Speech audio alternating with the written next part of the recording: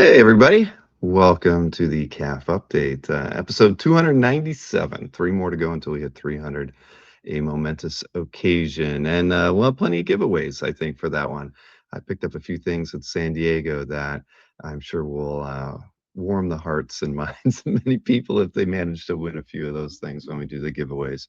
But welcome to the show. We've had a busy week already, and it's like the wrap up, I guess, for the busy week after the whole San Diego week. It's good to have everybody here.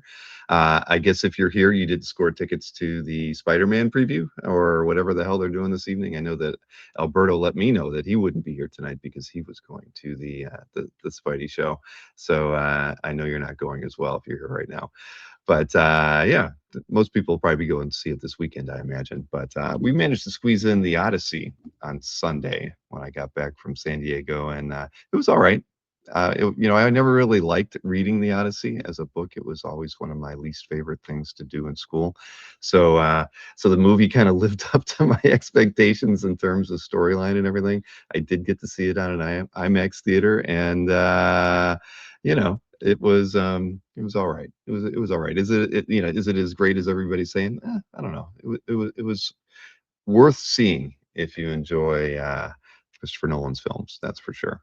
So welcome and welcome one and all. I see a couple new names in the chat, but many of you I saw at San Diego. Marcus is here. He's asked me if I took pictures like him. No, I didn't do that, Marcus. I hate to say it, did not do that at all.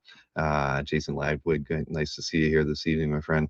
Yeah, it was San Diego was a lot of fun. We're going to get things started off talking a little bit about well, I guess the CAF team's experience at San Diego. Everybody knows Mr. DiTullio was set up with Simone DeMio, and while we talked a little bit, I really didn't get a chance to see him as often as I would have liked because I had my other things going on, some of it with Kazra and some things on my own.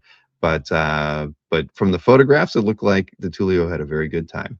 I saw that photograph. He updated his profile photograph on Facebook with him surrounded by his team's art, among other things. So I'm sure he had a good time, but it is exhausting, as many people know. Jiggy's here. I know Jiggy got to see the Spider-Man preview earlier, thanks to being in a different time zone. I hope it was a lot of fun, Jiggy. And no spoilers. Can't give anything away. I'm looking forward to maybe seeing it in a few weeks. I definitely won't be going out there while it's all crowded and all that sort of stuff. Let's see. No, I took a lot of pictures actually at the show. I just didn't get a chance to. Well, you'll see. I got pictures to show off. I actually took more pictures before San Diego than while I was at San Diego. It's just not something I think about too often when I'm there. I'm never good at taking selfies and that sort of thing, like many folks are. But yeah, I did take a few. Got a couple nice pictures of Rich behind Anthony's booth. That was fun. Jeff says he spent a lot of time at the Hyatt Bar with Cab Canada. That's always a good thing. I actually never made it to the Hyatt, I don't believe. Um, Mr. Easy Go Lucky. Yeah, I'm sorry we didn't run into one another. I didn't spend a whole lot of time at anybody's booth. Like a lot of times I would just camp out at, Berkey's booth for a show or, uh, or even Mark Hay when he was there. But this time, I kind of, I guess I had restless feet. I made sure that I tried to keep walking around as much as I could, which was good. I ran into a lot of people that I might not have otherwise had the chance to talk to. So that was fun. And definitely the team didn't have as much time to hang out as we probably would have liked, but Kazra and I did get out a few times, and it was a good time all around. Let's see here, but yeah, I could show off some other things, but all around it was a very good show. I picked up a few pieces of art. One, well, no, two pieces that I pre-purchased before the show, and I bought two pieces while I was there. I guess we can show that off, and then I got a few other things at the same time. Um, but yeah, so it wasn't really a big show where I was expecting to buy a lot of art, and it was more just an opportunity to hang out and talk with friends, and it actually worked out really well. I flew into LA actually on Sunday, I had got an invite to go to that Beverly Hills event at the Heritage Auctions office, the one that was going to have the head curator of the Lucas Museum, or one of the head curators of the Lucas Museum there, and there was going to be a panel with Dave Mandel and Jim Halpern, and I thought, it would be fun to go, and I don't get invited to stuff too often, so I made the trip. Um, we'll talk a bit more about that. But once I let them know that I was coming, I did get the offer to moderate, which I ended up doing, and it was fun. So when I flew in on Sunday, there was the Torrance, California show, the one that basically replaced, I guess you can consider it replaced the show that Dolmayan used to have for the Torpedo Con the weekend before San Diego. And I knew that Anthony and Albert, Bashara, Comic Connect, and Will were going to be set up there. So I did get in at like 9 a.m. and I didn't have to be in Beverly Hills until noon. So I drove over to the show without telling anybody, and it was kind of fun to walk in there and see everyone, and not having many people expect me to be there. But it was cool. It was definitely fun, and it's always great to see people in an environment that I don't usually see them in, like a show like that. But I might as well just start sharing. I queued up some images and things from the trip. Let's see here. Where's that exact slide set up for us? Here we go. Um, but um, but yeah, but overall it was very uneventful getting things set up to get to the show. But this Torrance thing was kind of fun. Here we go. Now I can share my screen. There it is, and there. Okay. You get a nice pic of myself and Glenn with that FF claw cover, which was not was a Giclée, as Glenn made out. He's like, you think I'd put the real thing right there on the corner of his table? So, but I saw it. It made me laugh because we've been talking about Claw of late, and I just had to go ahead and take a picture with Glenn on that. It is an awesome cover, but not the real thing. Not not the real thing at all. But there it was, and he was set up next to Bashara. Lots of bricks in this room, as you can see. It was definitely it was an interesting place. It was almost like I don't want to say it was like a half gymnasium, half I don't know, like VFW type of hall space, but that is more or less what it was like, and but it was perfect for this, and it was well attended. There were a lot of people there, and every art dealer was busy. Anthony, of course, was busy. He had like literally a whole wall to himself, like he does at Comic Art Con, and he was wheeling and dealing, and I got to see him do some deals there. Um, hey, JP. JP, I'll be showing some pictures off with JP shortly because myself, and Jiggy and Roy went to Disney the following day after all this. But yeah, so there was that, and then I didn't know what collectors would be there. Oh, wait, did I pass it up? No, shoot, why is it not showing in there? Oh, okay, I see.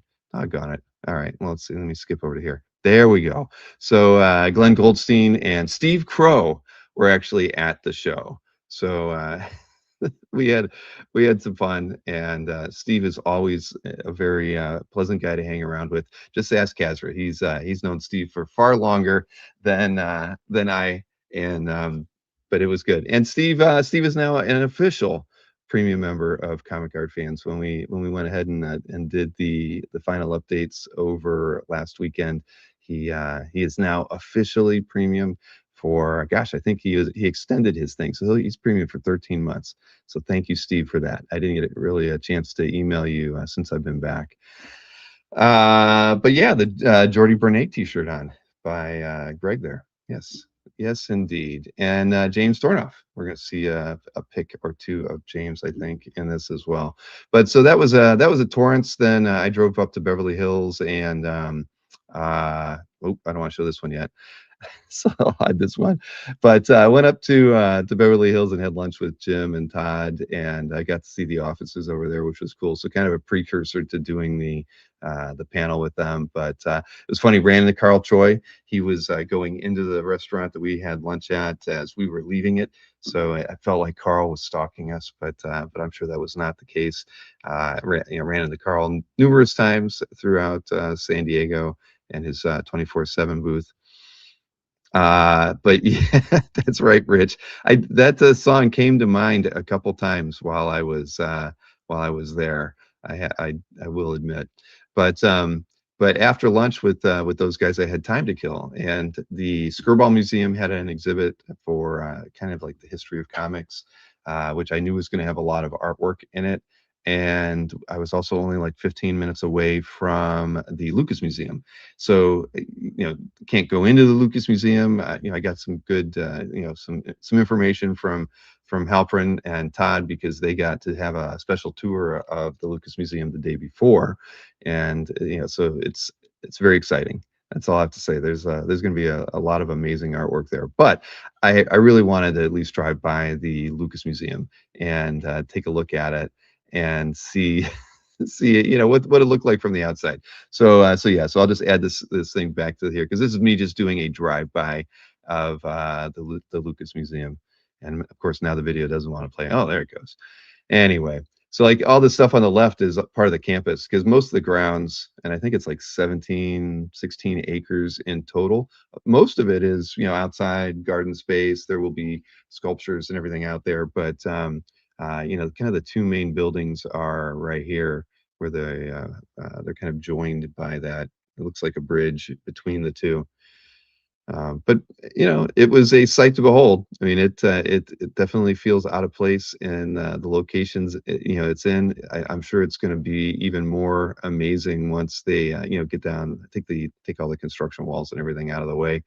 But but yeah, so there it is. It was awesome. I kept wowing it while I was driving by. Mr. Easy Go Lucky says he bought a Lucas Museum T-shirt at San Diego. Awesome. I did they have a booth? I didn't even if they did, I didn't know. So I guess I missed out on that. It looks exactly like a spaceship, James, without question. Uh, but yeah, something right out of Star Wars. So very, very, very cool. And again, I look forward to being able to make my trip there to see the museum for the from the inside because it's pretty darn crazy looking on the outside. Let's see. What was this? Is that a Gary? I haven't, you guys are funny. All right. So next up, what do I got here? Oh, so well, I see. I got stuff out of order because I dumped a bunch of extra files in here. So after I drove by the Lucas Museum, I did go up to the Skirball Cultural Center back in LA to check that out. And they had the Jack Kirby a Jack Kirby show there. I think oh, I mean, Casper probably remembers better than I do, but I think it was like 4 months ago. It did end like a month ago, and it was replaced by a another show, Inventing America: The Comic Book Revolution. And just it took a while. Actually, they had a really cool punk rock kind of exhibit that I kind of got sucked into on the way over to that one. It was a lot of rock posters from the era. Most of it kind of zine feeling. Really, really cool exhibit. So for those of you who can make it over to the Skirball Cultural Center to see this, you should definitely check out the punk rock exhibit as well. It was pretty cool and brought me back to the late 70s and early 80s. That's for sure. Um, yeah, reliable is bleeding cool. We'll talk about that too. But anyway, well, when I got to the exhibit, it was funny. I at the top of the stairs leading down to the exhibit was a man with an art portfolio, and on it was some Dueling Dealers stickers and some Anthony stickers, and I forget what else was on there. Maybe even Albert sticker or something. So I walked over to him and I said, "So you're a fan of the show?" And he looked at me and he said, "No, he's not. He doesn't know anything about it, but his wife is a big fan." And oh, that's right, Kessler. Thank you for the reminder. The Kirby exhibit will be going to New York City, but they haven't announced the dates yet. But yeah, back to the gentleman. So the gentleman didn't know, wasn't a fan of Dueling Dealers or Anthony Snyder or Albert, but his wife was. And as it turned out, the portfolio belonged to Dale Sandali, who is a board member on the Comic Book Legal Defense Fund and a very well-known art collector. I had never met her before, but as soon as I saw her walking over to talk to us, I have seen her at San Diego numerous times. I just didn't know who she was. But we had a very nice conversation. So it's just funny. You never know when you're going to run into somebody, that's related to the hobby, or tied in some ways to whom CAFA, works with. Comic Book Legal Defense Fund was one of the recipients of our the charitable proceeds from the OAX auction. So we had a very nice conversation with her. Kazra had a panel that Dale was going to be on during the show as well. So she said, yeah, she was looking forward to meeting him and getting to talk with him at the show. So it was cool. It was very fun. And then I couldn't shake the security guard who was just in on the conversation, and then basically followed me through the whole script exhibit, wanting to talk about comic books and comic book artwork. But it was a good time. The show was very nice, and I can actually flip through some of these slides here just to show off what we got here. I know there's some video clips as well. I decided not to throw all this stuff into a video. I know I've done that numerous times in the past for shows and things that we've gone to, or exhibits, but we can't talk over it, and you get that funky music that I know nobody's really fond of. So I thought it would be better to just kind of show off things while I talk over it. So essentially, the exhibit was just kind of a big loop, and they started right around turn of the century and then kind of worked their way back. So it was definitely cool. There was artwork that was on loan from Chuck Costas, Dave Mandel, Jim Halperin.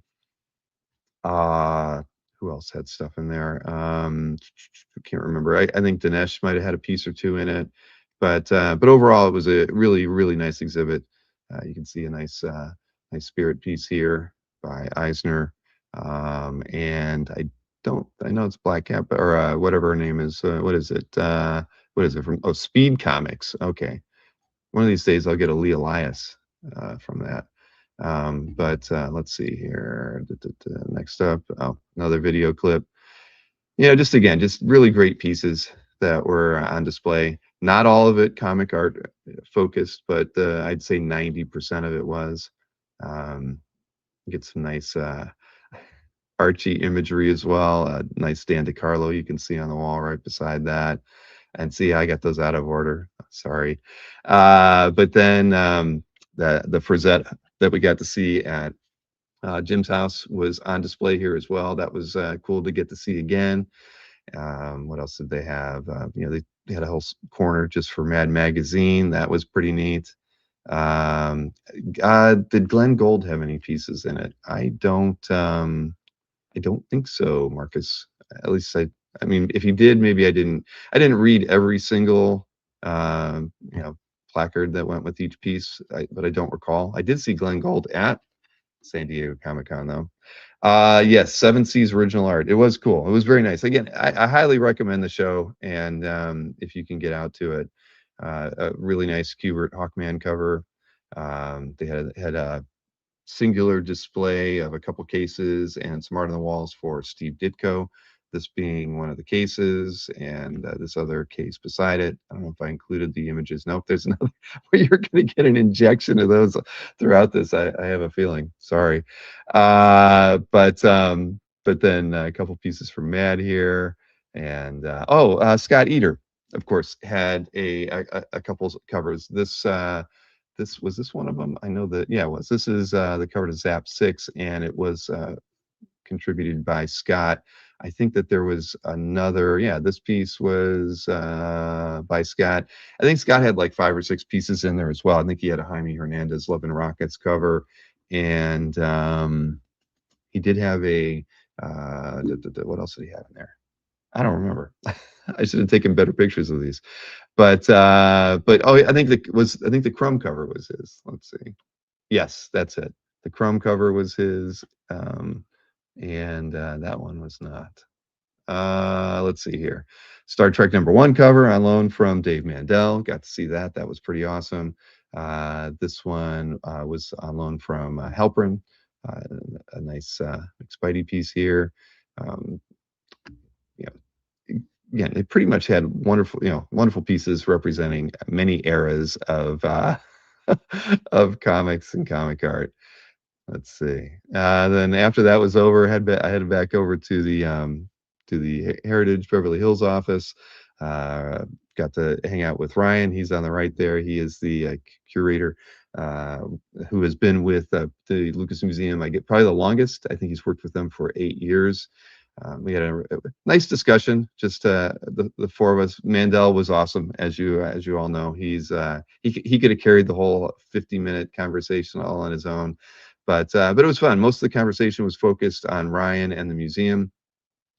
Lots of questions were asked about about how they, what were the processes through which they were setting up the first curatorial picks for the opening. I think if you've read through any of the outlines about the museum, you know that there's, I believe it's 33 to 35 individual gallery rooms within the museum itself. So, and it's really going to cover the breadth of narrative artwork, even, early illustration artwork. You can expect to see Leyendeckers. You're going to see Rockwell's. You're going to see some Americana artwork that will probably surprise you. It's not singularly focused to comic book artwork, which is, honestly, I think exactly what we should have expected and hoped for. Um, Ryan seems to have had a great time working with Lucas, and we asked him questions about whether or not the Lucas Museum would ever publish some kind of an archive, kind of documenting everything that Lucas does own. I think that would be really helpful for a lot of people who've not only maybe wondered what George has picked up and added to his collection over the years, but the pieces that the museum themselves have um, purchased as part over the last 8 years as well, because they've been they've certainly probably contributed to some of the prices we've seen on select pieces, during this time period when they basically, I'm sure, had some kind of an endowment to add select choice pieces to the museum. Curious to see how that will continue over time, but yeah, it was a good time. A lot of laughs were had, and again, yeah, Dave was awesome. I did not get to go see the coverage that they did in Hall H. I know that Ryan was back for that. I think Jim Lee was one of the panelists for that. Number one Marvels. Yeah, I don't know about by panels. There is actually some. Uh, I was fortunate enough to have Steve Crow take these pictures and some video during this. I haven't watched a lick of it, so that was the other reason why I didn't want to try to put it into any kind of format. Um, Kazra's panel, I don't know if it was recorded or not. The one that he did with the Comic Book Legal Defense Fund, but if it's out there, we'll certainly find ways to link that for everybody. Um, the Yeah, yeah, that is very true. um let's see, will there be sad sack art? You never know, but anyways, it was a good time hanging with these guys. And then I think, there you go, look, Steve Crow had to take a few selfies of himself while all of this was going on. So there you there you go. Steve is always, yeah, he keeps things light wherever he is at. Was there Quintana artwork? There actually was a Quintana piece at the uh, at this event. It was one of the pieces that I know it's coming up in an upcoming signature auction. So yes, there was, believe it or not. And what was that? Newell wants to see the Landeckers. Yeah, me too. And Maxwell Phil Parrish pieces will be there. It's going to be a spectacular museum at the end of the day, and to have all of that in one place, narrowly focused. You think about it. We've had shows at museums in the U.S. That many of us have gotten to go to, and it's always just a wing, right, of the museum that has like the Marvel exhibit or whatnot. This will be, a museum that every single thing we see, we're going to be able to relate to, and it's going to be incredibly, incredibly fun.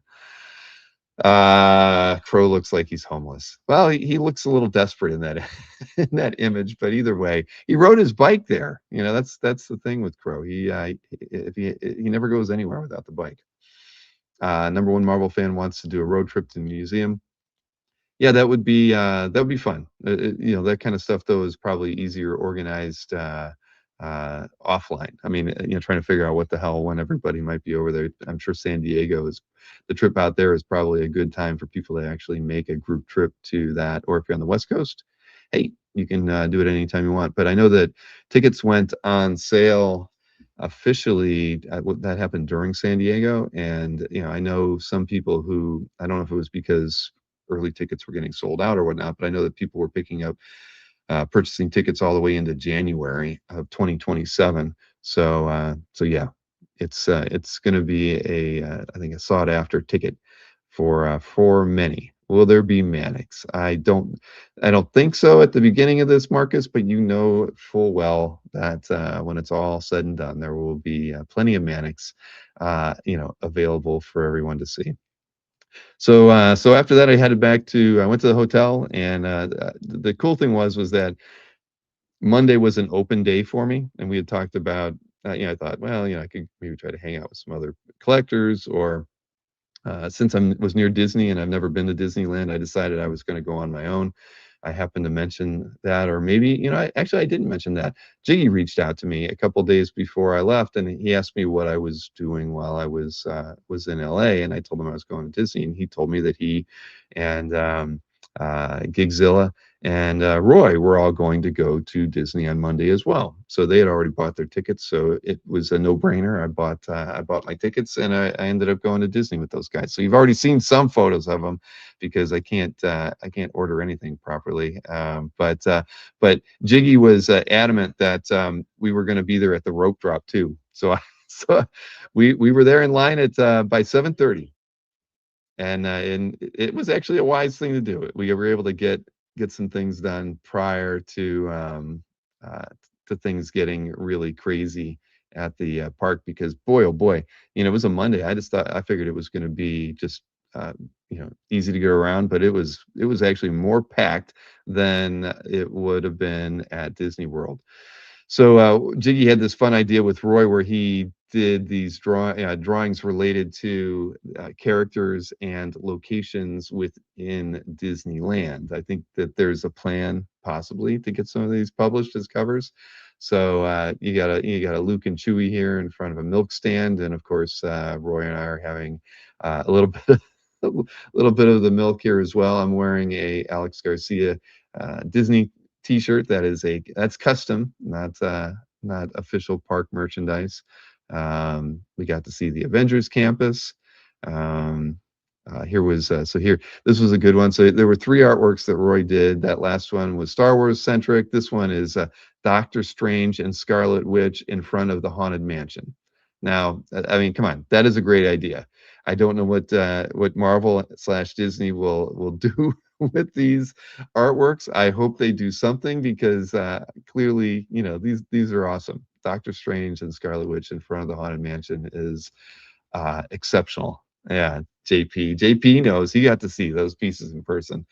And oh yes, and so here was the third. I did get all of them. So you get Magic in front of the castle. I mean, how good is that? Just perfect, right? Absolutely perfect. And yes, everybody loves these. So Jiggy, great idea, and keep us posted on whether or not there's any way for these pieces to see their way to a comic cover, you know, one day. It is. See, everybody agrees. It was super duper smart and very nice. The Magic Kingdom with a K. You got that right. So you know, Jiggy got to hang out a little bit while he was there. This was fun. Look at he got the kids want to get in there and hang out with the Mandalorian, but Jiggy got his pick with him, and it was good. It was really good. And what else? I think we hit a few. Well, we went to a bar. Oh no, this is earlier. We were so early, there is literally nobody in front of us. This is what happened at Rope Drop. We were like, holy crap, this is, you know, we may never see it like this again. And there you go. Some woman cut in front of all of us. Or Jiggy was trying to make sure he stayed in front of her. Either way, it was fun. I've never been in the park that early before. So Rise of the Rebellion, always fun. Jiggy's picture was way better than the ones I took. I don't know why that one got wedged in there. I had to stay with Anthony on Tuesday night, so I have an I love Anthony's comic book art. But there are plenty more photos. I know Jiggy posted a few from the trip to Disney, but we got to do everything that we wanted. It was definitely a lot of fun. And I think like the like Jiggy and Roy and JP said, it was one of the highlights of the trip. Definitely, just fun to kind of do something that was totally not related to work, and we had a very good time. Even though Jiggy was carrying that artwork around the whole time we were there. So when once this is before preview night, and Comic Connect was set up in the spot that usually Mark is at, and I saw they had this thing wrapped up, so I asked him to unwrap it so I could see it, because it's one of the one of the plates. I don't know if this is the cover or not, but it's a Greg and Tim Hildebrandt Lord of the Rings poster artwork. I do think it was the cover for one of the posters, but I don't recall what year.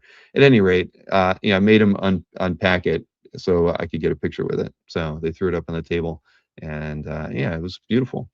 What more could you ask for? I've never, I've seen, we saw the Balrog piece at OAX in year one, but no, and it which was actually bigger than this one, but it's still very cool to see.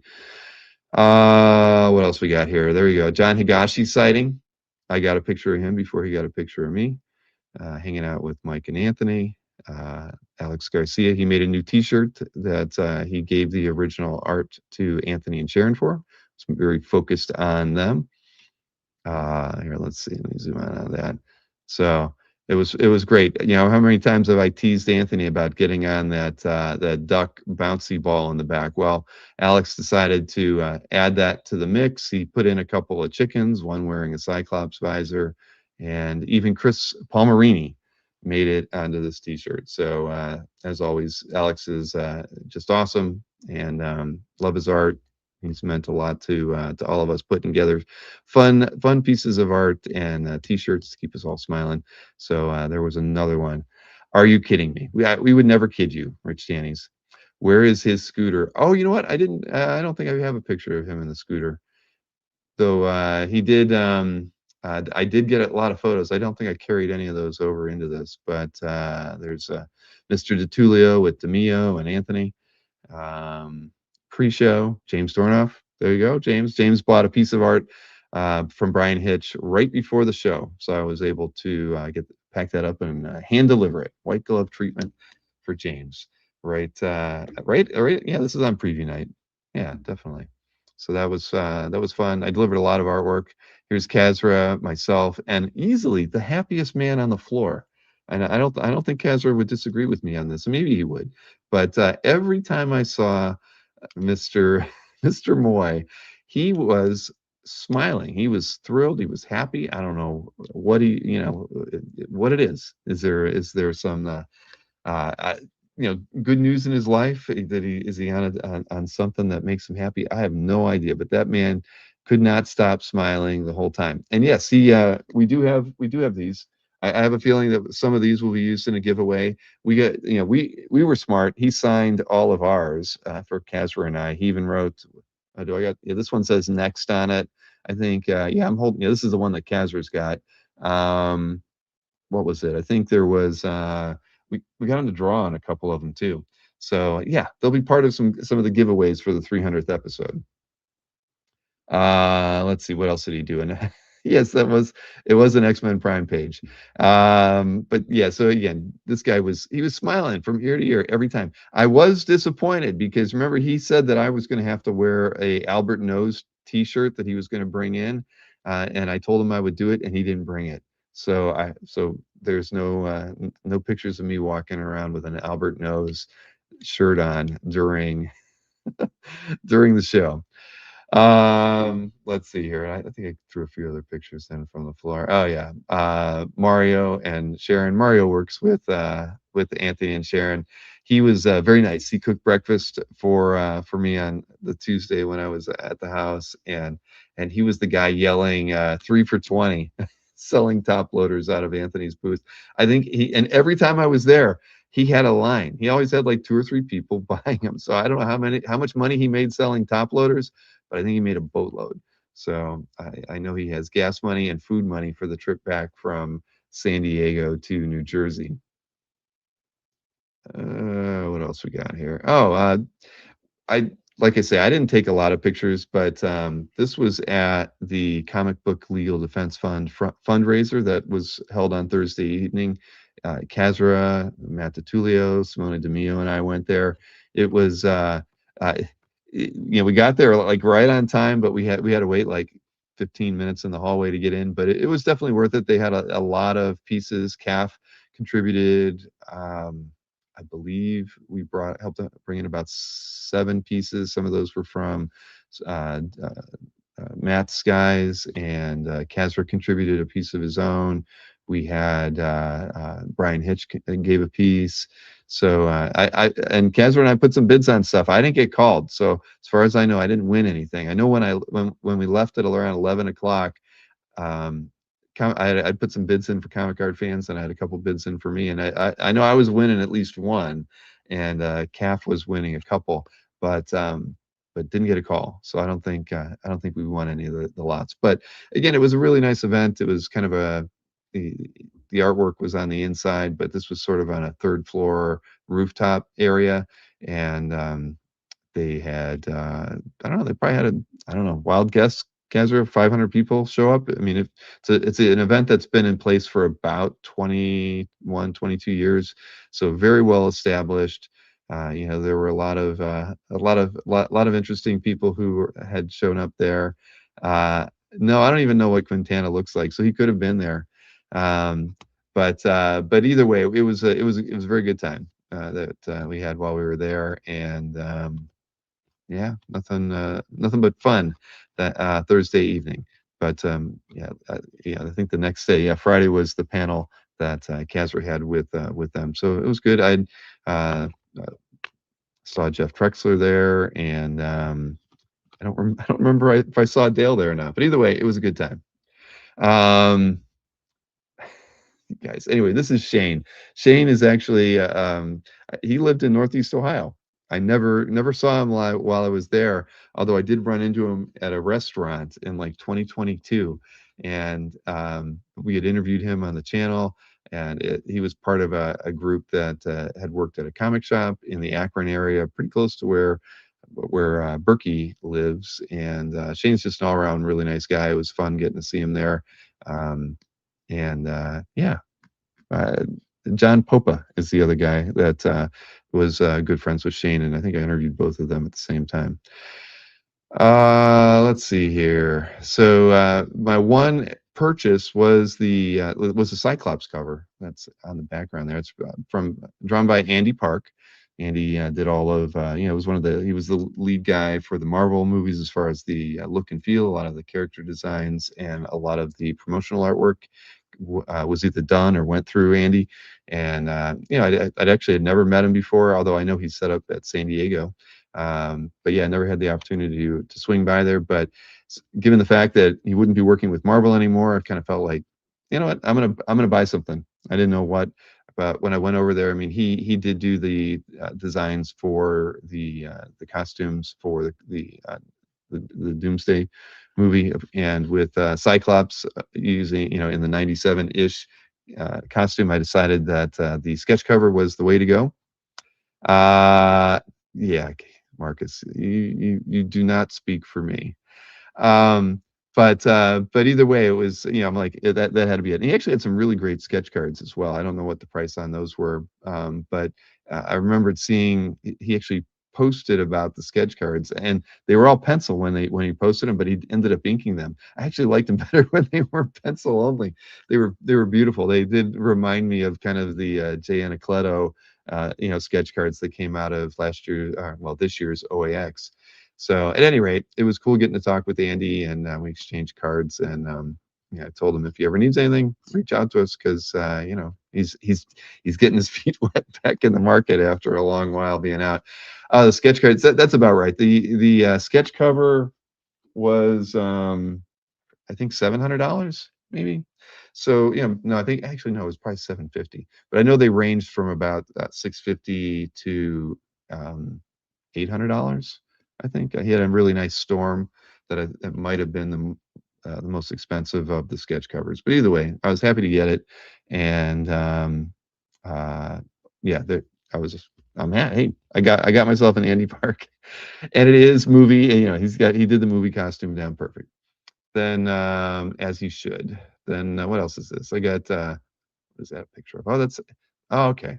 Uh, this is a picture of Art Adams. I think he bought these from Mike, but a couple Godzilla covers, both by Infantino. I mean, if he didn't buy them, he should have. But there you have that, and he's wearing a Mecha Godzilla T-shirt while he's doing it. Okay. This is both Mike and his brother John. For those of you who haven't met John, we've mentioned his name numerous times on the show, but he's on the right. And Steve Frizzoco, who I've known for a very long time, and he was in the booth when I was over there, so we all got into a picture together. Um, what do we got else here? I guess I shot a video. What did I get a video of? Albert's booth, and there is no Marcus in here. Not a Marcus to be seen, although I think that's Daryl. I think we just passed Daryl right there. What else? Oh, you saw that last night. And then Kezra and I did a walk around. So we looked at a lot of the art that was coming up in some, auctions. I think this was at the Comic Connect booth. If that's true, they have a nice Neil Adams X-Men piece in there. No, this was Heritage, I think, here, Kezra, it was like right when we walked in the door. So a really nice Sienkiewicz Moon Knight cover. Um, what else did they have in here? Comic Link images in the background. I can't remember now. I don't remember who these were with, but here you go. I just thought you would enjoy seeing some upcoming previews for pieces that will be coming to an auction near you. Now, this is definitely Comic Connect. You can tell by those stickers. They have they have not the complete issue, but one of the drug issues, the Comics Code thing. They have, I don't know, maybe half of the book is going to come up in a solo auction sometime in the early fall, if I'm not mistaken. They were giving away T-shirts for that. I'll probably throw that in a giveaway as well. So, because yeah, they gave me one. But then this was over at Hake's booth. They are going to have a show, an art sale, strictly for Lawrence Klein's his art and his comics collection. So this is some graded Ninja Turtle books and some of the artwork that he had on display from that. Nice Neil Adams cover there. What else we got here? You know, good things. I think this is the stuff. Yeah, this is the stuff from the auction from last night, right? Yeah, yeah, the things we talked about with Hakes already. I did not watch that. I saw everybody talking in the chat about a little bit of the auction was ongoing while we had the show going on with Anthony. I did pop in. I had a couple saved windows that I'd left open, and I saw that the pencil-only Bullwinkle sold for $6,800. I have no idea what the market is like for Bullwinkle strips, but I mean, I know there was like 10 of them in there, but that first one that was pencils only was 6,800 bucks. I don't I don't know if that includes a premium or not in the way Hakes kind of posts their stuff, but um, yeah, either way, that was interesting. And then yeah, this is more Hakes, right? Yeah, more Hakes. And that's it. There we go. The moose market is strong. Yeah, that's true. That was one of the things when the Hake show was over, the preview we did on Tuesday. it, that was the one thing that Kelly said was, I guess somehow they have like reporting tools, and he was like, "Gosh, it was weird during the show. As soon as the Bullwinkle stuff came up, we had 3 people register for the auction, and bid on several of the Bullwinkle lots. So he didn't say anything else about any of the pieces, but the Bullwinkle stuff garnered interest. So it just goes to show you, you never know what people are looking for. I mean, there's not a lot of Bullwinkle artwork on CAF, I don't believe. Rich Cirillo says he thinks Kevin Smith is a big Bullwinkle collector. Yeah, maybe. You never know. But yeah, so there you go. So for those of you who didn't get to go, I'm sure a lot of you were watching this, your socials all weekend. Kazra was there Saturday and Sunday. I left Saturday morning, so I missed out on the remainder of the weekend. I'm sure it was a lot of fun. I saw all the stuff about saying that there were some fights that happened in front of Felix. Of course, that was not true. I don't know who the heck writes the stuff or comes up with it. I think people just like to talk and make up stories, but none of that happened at all.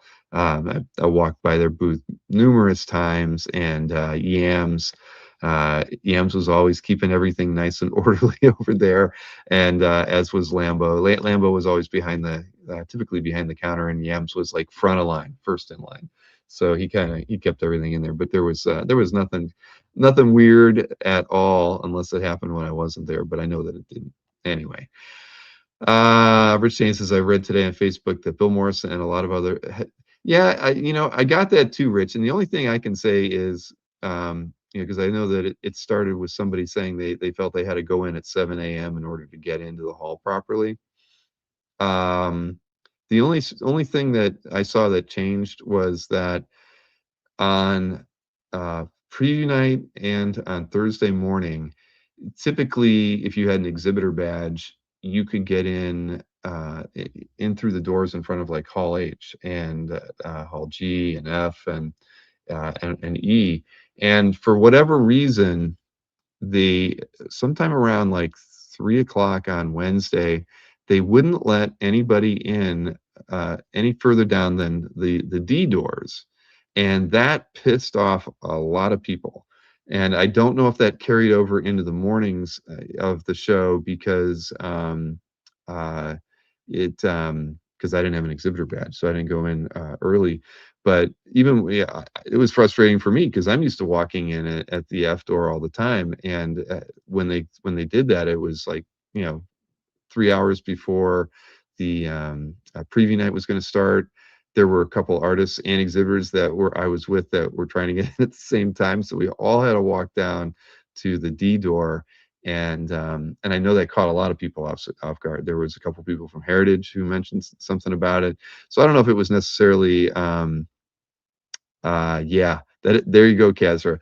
The San Diego Comic Con staff definitely, and they deserved it. It was weird. It, I didn't get it. It didn't make a whole lot of sense, and it was unlike anything I had ever seen before. And you figure that the exhibitors are like the last people you want to mistreat, but I didn't run into really any rude security staff. Everybody that I saw was cool, but I think it was just procedural stuff that seemed weird. They didn't have the scan in and out running until right around that same time, like 3 hours before the preview night started. Things just seemed a little off in that way, but nothing that I guess I'll have to read that article because yeah, I did not. I did saw the post online from the artists that I know they were ADA and they weren't allowed to come in a nearby door. They had to do the same thing, go all the way around, and yep, definitely not a cool situation. Um, but beyond all that, yeah, it was your atypical San Diego Comic Con, I think. But we had a good time. It's always good, kind of get to hang out. It was for Casper and I was just I know Casper had a long checklist and he got everything checked off. I admire him for that. I for the first time made a checklist and I got through most of what I wanted to do. So that was good. Casper was rubbing off on me in a good way in that way because I finally have started to get organized. I had never made a list before going to San Diego before, so it's yeah, it wasn't maybe as succinct as it could have been, but it was good. And so what else did I get? I picked up a DeTulio hat. Well, he gave it to me. He threw it at me.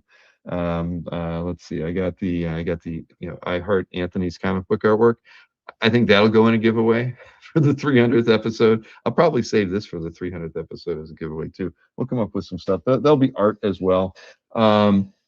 Somebody who I had never met before came up and gave me this Pokemon card with Pikachu as Cyclops. And not 1 hour after this guy gave me this, and it is official, it's an official Pokemon card, I had Alex Garcia come up to me and give me literally almost, if he only had the 97 costume on, it would be a little different, but a Pikachu as Cyclops sketch card from Mr. Garcia. So thank you, Alex, for that on his official sketch card, his sketch cards that he had printed up. So that was very nice of him.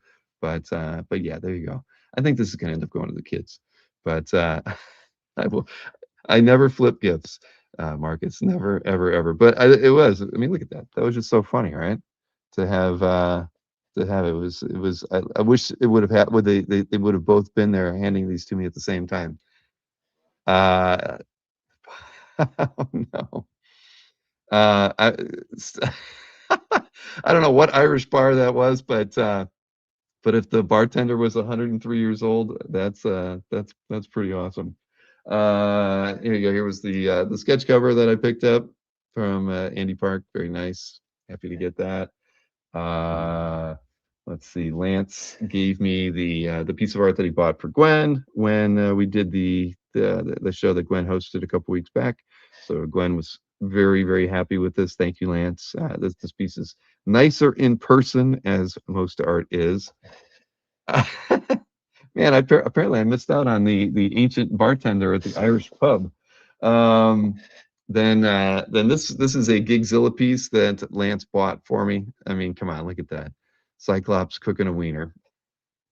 What more can you ask for? I do think like the outside borders on this are printed. JP can confirm or deny. But so if not, this is amazing hand lettering. But either way, this was fun. He did a set of these, and of course, this is the coolest one of them all. So thank you, Lance, for that. And then I picked up some stuff from Anthony. Two pieces. Well, I guess it's 3 pieces technically. Before the show that I picked up. Sometimes Anthony sort of he forces things on me to buy them. So I did end up buying this. This was a Paul Pope drawing that says "For Billy" on it. So I kind of felt, and he gave me he made me an offer I couldn't refuse. So there you go. It says "For Billy" on it. So it's essentially meant for me, I guess. I got that, and then I always regretted selling a Paulo Rivera / Joe Rivera pair of pieces that from Daredevil. I owned a page from, I think, issue 9, and it was awesome. Way better than this. Probably, to me, the best page in their entire run. It was Daredevil while he was fighting the Mole Man and their creatures. He was like going down into the belly of this sandworm type creature, and it was just all echo effects on the inside of this creature with him going down it, and it was so freaking awesome. And I sold it way back when for the reasons which we will not talk about anymore. But Anthony had this piece, and I lowballed him on it. And he took my offer, so it's a Paulo Rivera, Joe Rivera piece. So it's from Daredevil 10, page 9. So pencils by Paulo. So it's just a nice face-off piece. Pencil's a little harder to see, but you can see a little bit of sound effects, battling there. And then, as most people know, Paulo, being on the West Coast, would send the scan of the piece to his dad, who lived in, I think he lived in the Jacksonville area, if not, or maybe no, he lived in Daytona. And so his dad would then ink the page on another board. So just a really great, I love the panel layout on this thing. The fighting and his club, the width of that matches the gutters.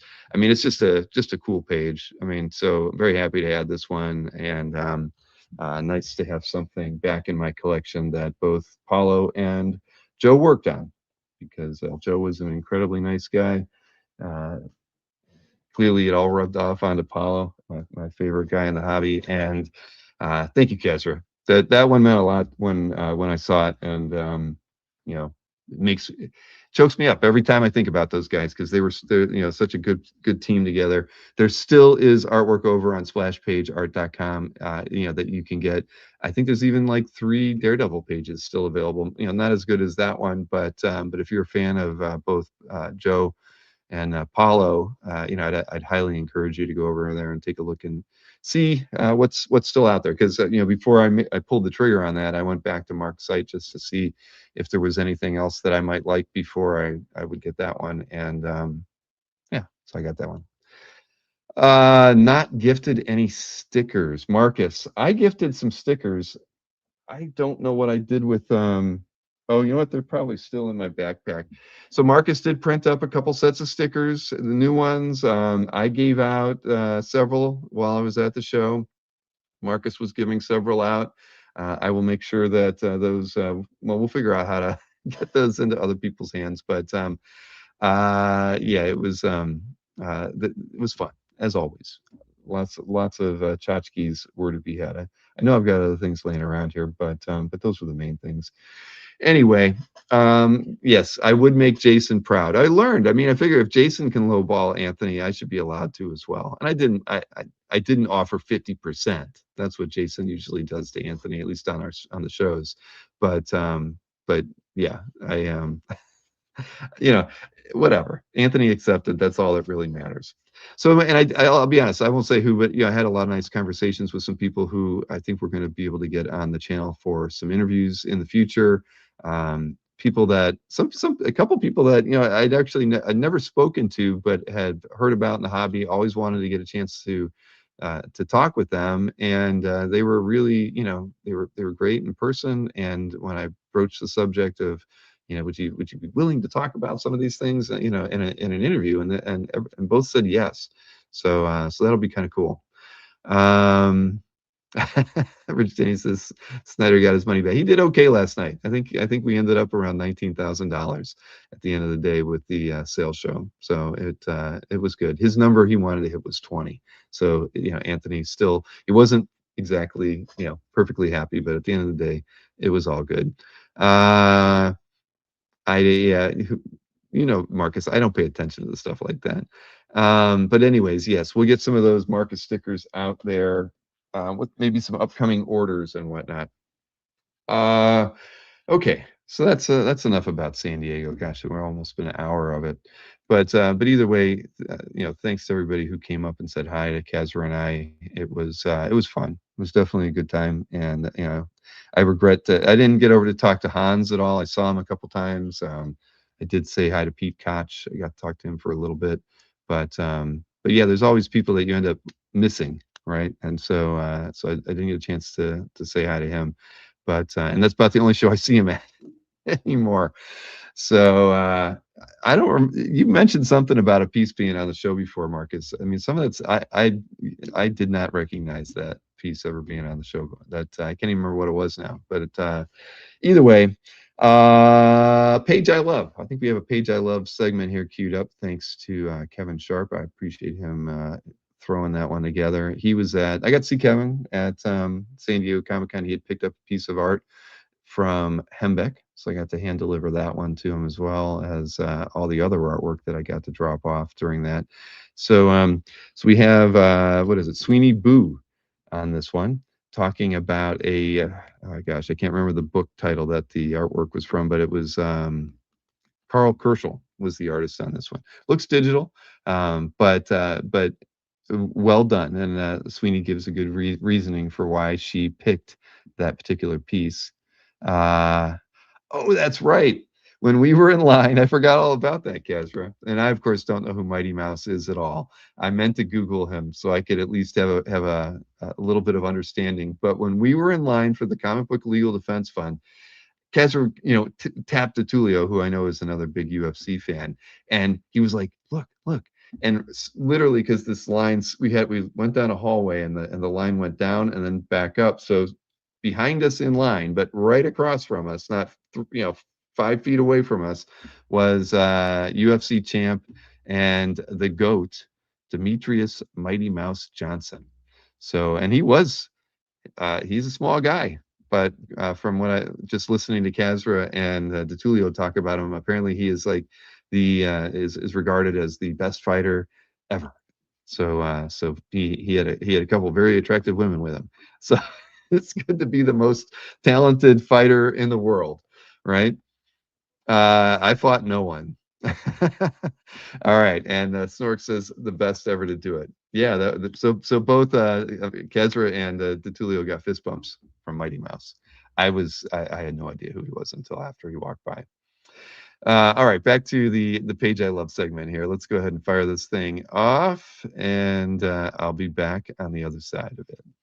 Hello, comic art fans. This is Kevin Sharp. Today I'm joined by artist Sweeney Boo to talk about a page she loves. Sweeney, let me first welcome you to the channel and thank you so much for joining us. Thank you so much for having me. Let me ask before we get to your page, how hard was it for you to choose? Pretty hard. It's like, I don't know, it's one of those things like you look at your like books that you have next to you, and if you're like me, you probably have a million. And you're like, oh, but what about this one? What about this one? And it's like, what is it that I want to talk about? I don't know. But I think I've landed on something that is meaningful to me in a lot of ways. So I think it's a good pick. Will you please let the viewers know what we're going to be talking about today? Yeah, so we're talking about Gotham Academy, which came out in 2014. It had there's a new series that is like either still coming out right now or at least started back like a few months ago. But that one specifically is from the first issue from 2014.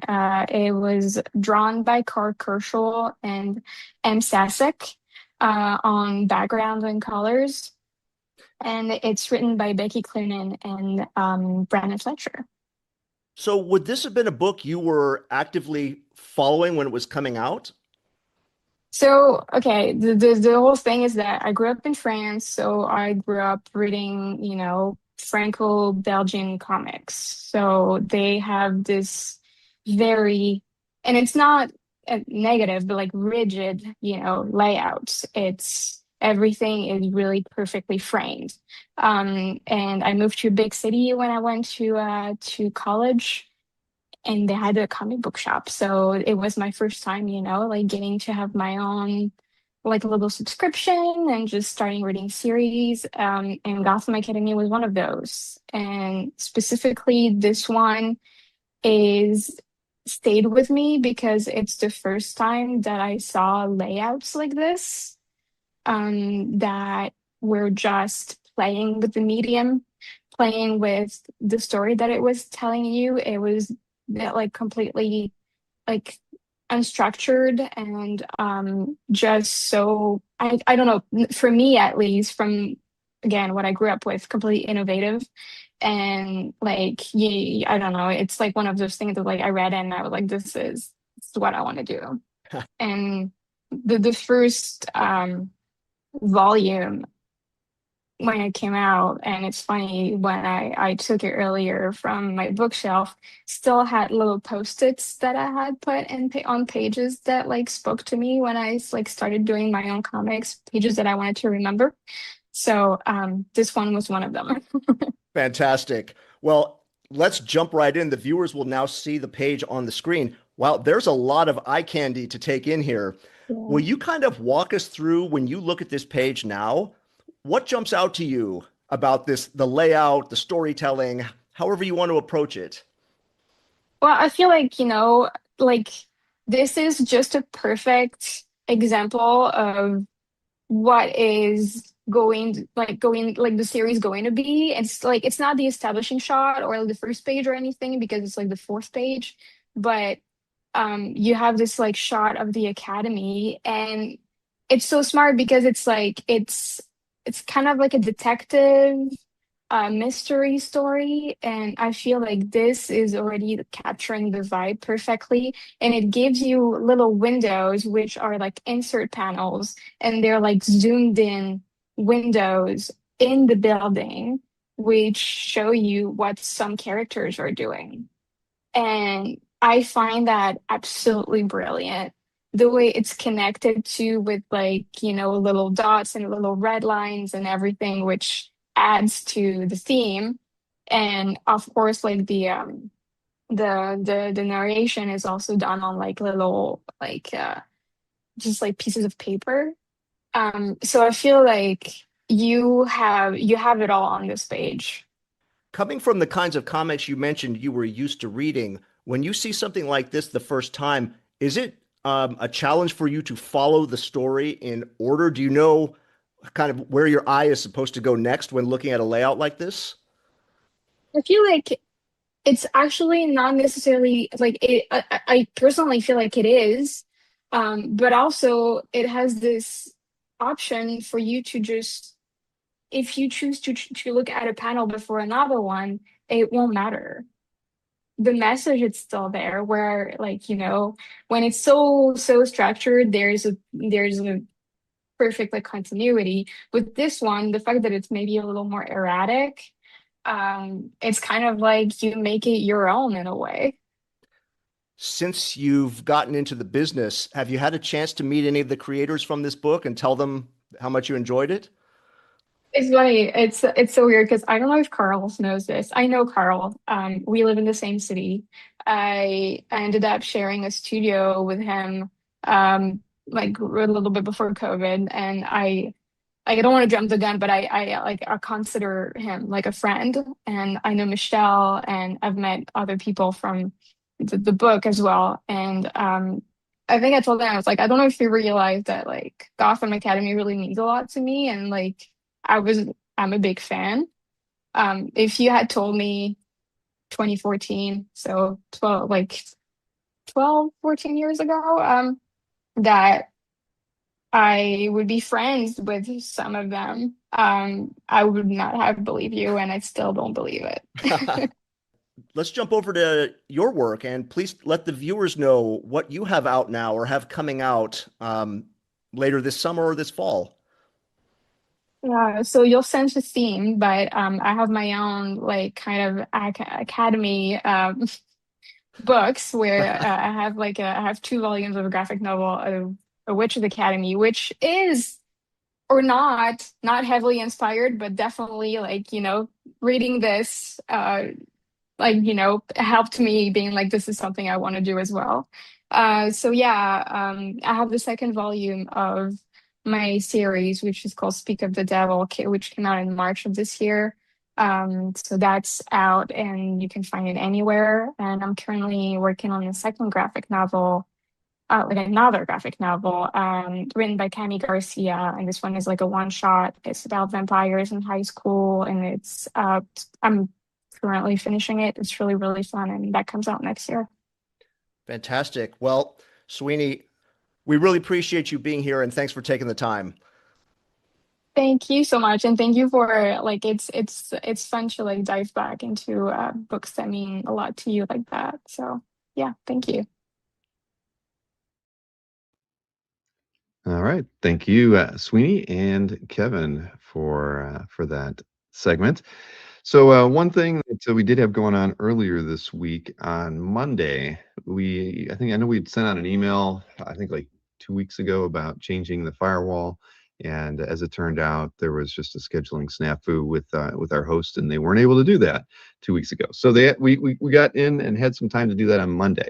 So for those of you who are having a little bit of trouble getting to CAF or to our dealer network, Monday, I think there were only two blips, and they only lasted about 5 minutes each. I think we tried something at 9:30, and then we did it again at like 10:30 Eastern, and got the new firewall in place. So that's something that we've been planning on for the last 6 months, and it was good to just get that out of the way. We had a very there's a little bit of a learning curve with the new tech, of course, but it was very much needed. We hadn't replaced our firewall in about 10 years, and while the one that we had in there for that length of time did wonderful work, admirably functioned for us as it was supposed to protect our network and all those things that your firewall should be doing for you. As we've talked about here and also in some emails, I mean, really, since the end of last year, we've experienced a lot of different, uh, you know, different malicious or non-malicious or non-intentful types of things going on with regards to our network. Some of it is definitely done with intent. Most of the, anybody who hosts anything these days knows that like AI bots and things have become a scourge. I mean, literally, Comic Art Fans by itself gets over 1.5 million page views a day, and that is because of bots and other things. And we're not talking like Googlebot. Googlebot might only hit it 100,000 times a day. We're talking about things that just want to try to crawl our content and utilize it for their own weird purposes. And then there's definitely darker sides to some of the stuff that we've been able to kind of see and has been pointed out to us by both our CDN and now Cloudflare, whom we work with. That there's definitely people who are out there trying to cause harm to this whole wonderful world that we've built for all of you. But the firewall is definitely going to be a thing that's going to help us mitigate a lot of that. I've been working with Cloudflare and a few others to work on correcting and putting the right things in place to prevent these things from happening. But if any of you who have experienced slowdowns over the last 6 months on CAF, where it might last for like a 5-minute window, that's a part of what's been going on, and it's been consistent since the end of November. And really, we didn't experience anything like this up until that point in time. It has only become more and more accentuated. It was actually ridiculously the volume of the attacks going on while San Diego was going on. So where Casper and I are out of pocket and on the road, pretty much the whole trip, it was there were issues. And I think many of you probably even would have run into a are you the browser check, right? We had to turn that on because it had gotten to that point.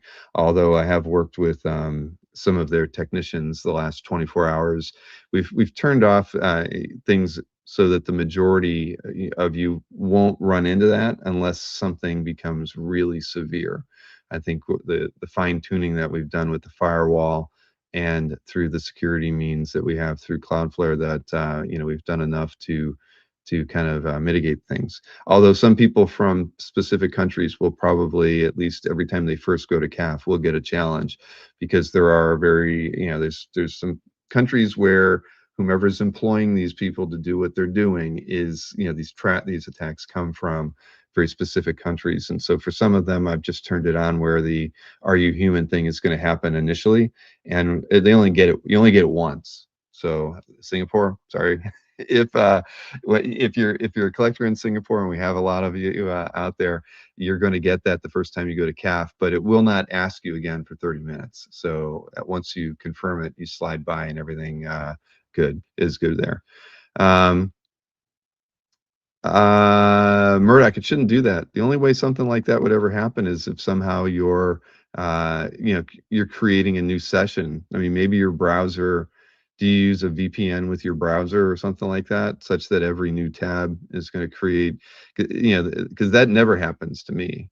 So, and trust me, if you look at my CAF tabs when that was going on, it only happens once.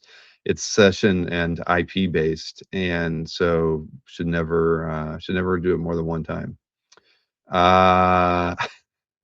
We actually don't target any. You can't target state specific stuff like that through Cloudflare, so that's not accurate, Marcus. But either way, so that's been going on. It's not been very fun. I can tell you that, when we say that the resources here at CAF have been taxed to deal with this BS, I can assure you it has been very frustrating for all of us, and it's taken away from development time, team time, all of that kind of stuff, and it's been a pain. But as of the last 24 hours and some of the things that the conversations I've had directly with Cloudflare, things have been okay. Yeah, I don't know, Murdoch. I turned off the site-wide challenge on Sunday after I was home for 24 hours. It was on most of the time when we were in San Diego. But again, it only should ever happen one time. And I've just never ever seen it not do it. And well, that's all it does, James, is it does it does a baseline, but again, it only does it once, and then if it feels the need to do it again, it won't do it for 30 minutes. That's the trigger, and I've seen it work like that. But again, not it's not on right now. It's on a couple pages so you may still see it, but it's not site wide, so we should be good. Hey, Steve Mussolino. Yeah, it had nothing to do with Felix, Marcus. Although Felix has been subject to the same things that we've been seeing. We're going to be adding some layers of security on Felix's site, just like we've done the CAF, and it's something that the whole dealer network we're going to have adopt. Right now, probably, I want to say probably about 20% of the dealer network is already running through Cloudflare. And so we have them utilizing the security stuff there. Felix just isn't one of them. Anthony's on it, for instance, Tatiana, a few others. But yeah, we're gonna end up getting everybody on it, because at the end of the day, the AI issue is a serious one. We, using our CDN, have always employed basically a hot linking policy, because all of the AI image generation tools, they don't store the images. They rely on knowing where the image is and being able to get it at the time that they want to create the image.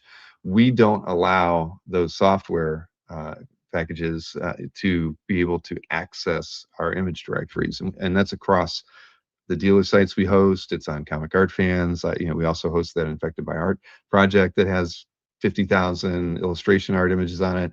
Those are all locked down to not allowing AI systems to have access to the images, and that's we've had all that stuff in place for a couple of years now. But it doesn't prevent the bots from there are so many of them. I've read the log files and looked at them. I mean, there's literally 500 AI bots that are out there right now. It's not just ChatGPT or Claude or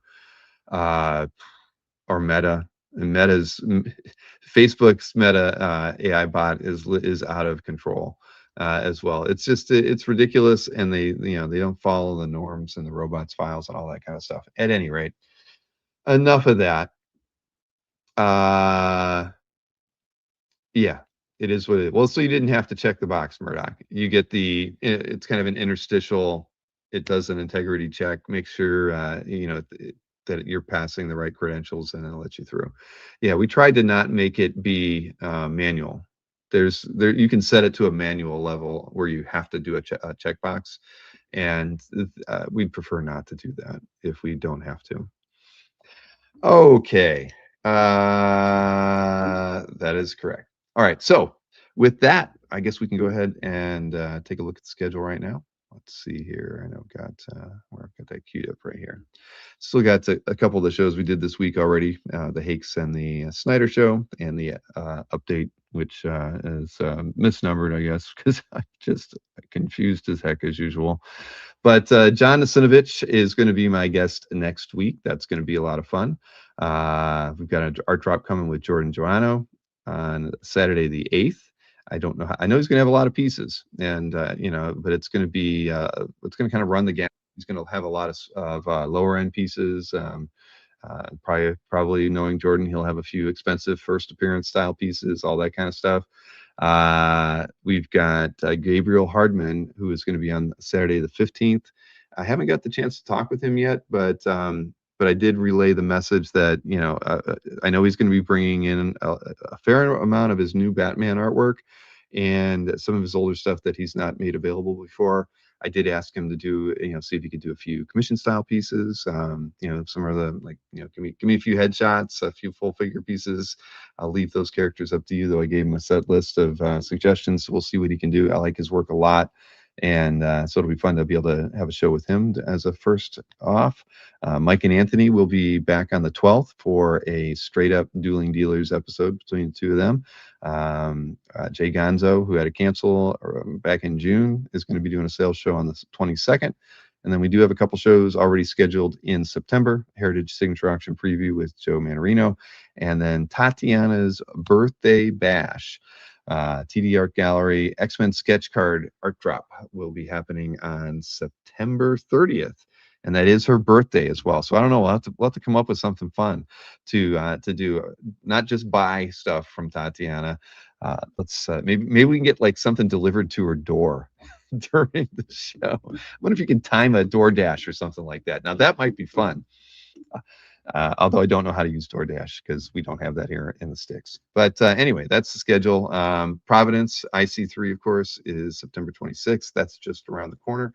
I know that we're going to have some programming throughout the month of August. Maybe Tuesday nights, could be some Monday nights. We'll find out when we're going to slide those in. But there will be some Providence-related programming that we're going to add into the schedule. And then, it feels like it's just right around the corner. November 14th and 15th is the 14th Comic Art Live. So start setting your artwork aside for that and start saving your pennies, ladies and gentlemen. All right. So I see Mr. Snork is in the green room, ready and raring to go. There he is. Hey, Chris. Good evening. How are you? I'm good, man. How about yourself? I'm good. I'm good. Awesome. Yeah, that's what did you do for fun last week while San Diego was going on? Did anything interesting? God, I'm trying to think. Not really. No. Kind of the usual. Went out, caroused. Drank a few beers. Yeah. Watched Masters of the Universe again. I put it on for Emma because she hasn't seen it while we were eating dinner, and she I'm ready to like pause it and go back to work. She literally sat down on the couch and couldn't turn it off. She loved it. It was just as good the second time. I agree. In fact, I might have liked it better. Yeah. Yeah, no, exactly. There was stuff that I missed in the first one, but yeah, it's great. I highly recommend it. It's on Amazon Prime. For those of you, I dare somebody to say it sucked. Dare you? That's right. This guy right here will take care of you if you don't think it was a good flick. Movie might be rated PG, but these hands are rated E for everyone. Oh boy. Yes, I love the way they came up with how they named the characters. That might be my favorite part, and actually, absolutely, the reason I watched it the second time was because I had gone to see it with my brother and my nephew, and Becky hadn't seen it, so I was like, "Let's watch Masters of the Universe," and she was like, "Yeah," and she was like, "That is so clever how 10-year-old Adam gave them all their goofy names." It was. I mean, it was unexpected. And there it was. It was so good. Anyways, we won't ruin it for you, everybody. But it was one of the highlights towards the end of the film, and it was awesome and embarrassing for all the people who got named Fisto and Mac and Ram Man. Yep, Ram Man. It was so innocent. So, anyways, so we had an eventful week, as you heard. It was a lot of fun, and I think I sent you some pictures while I was there. I'm like, anytime I saw a thing artwork, I was like, I got to show it to you. Yep. Thanks for the snips. I appreciate it. That Windsor Smith was pretty damn awesome. Oh, God. Yeah.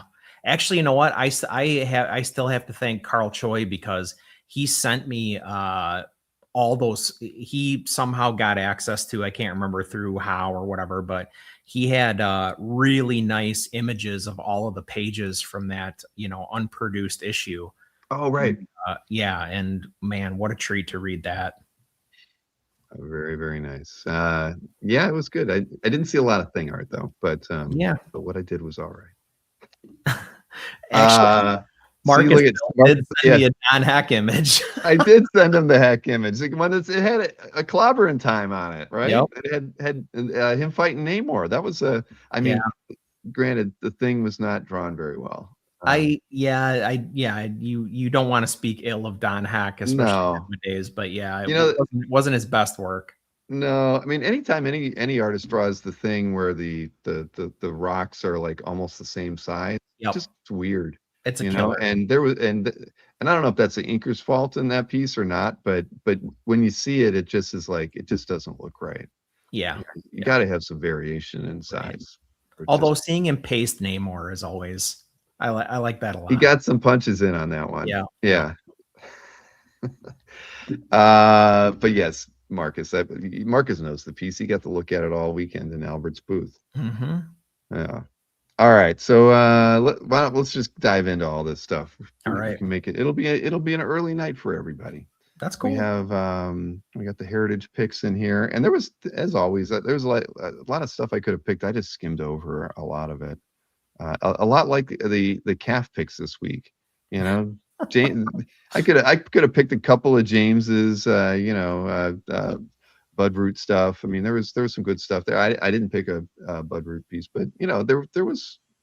Well, let's just get in on this here. Yeah. Let's take a look at this heritage stuff. Where's that window? Yep, there we go.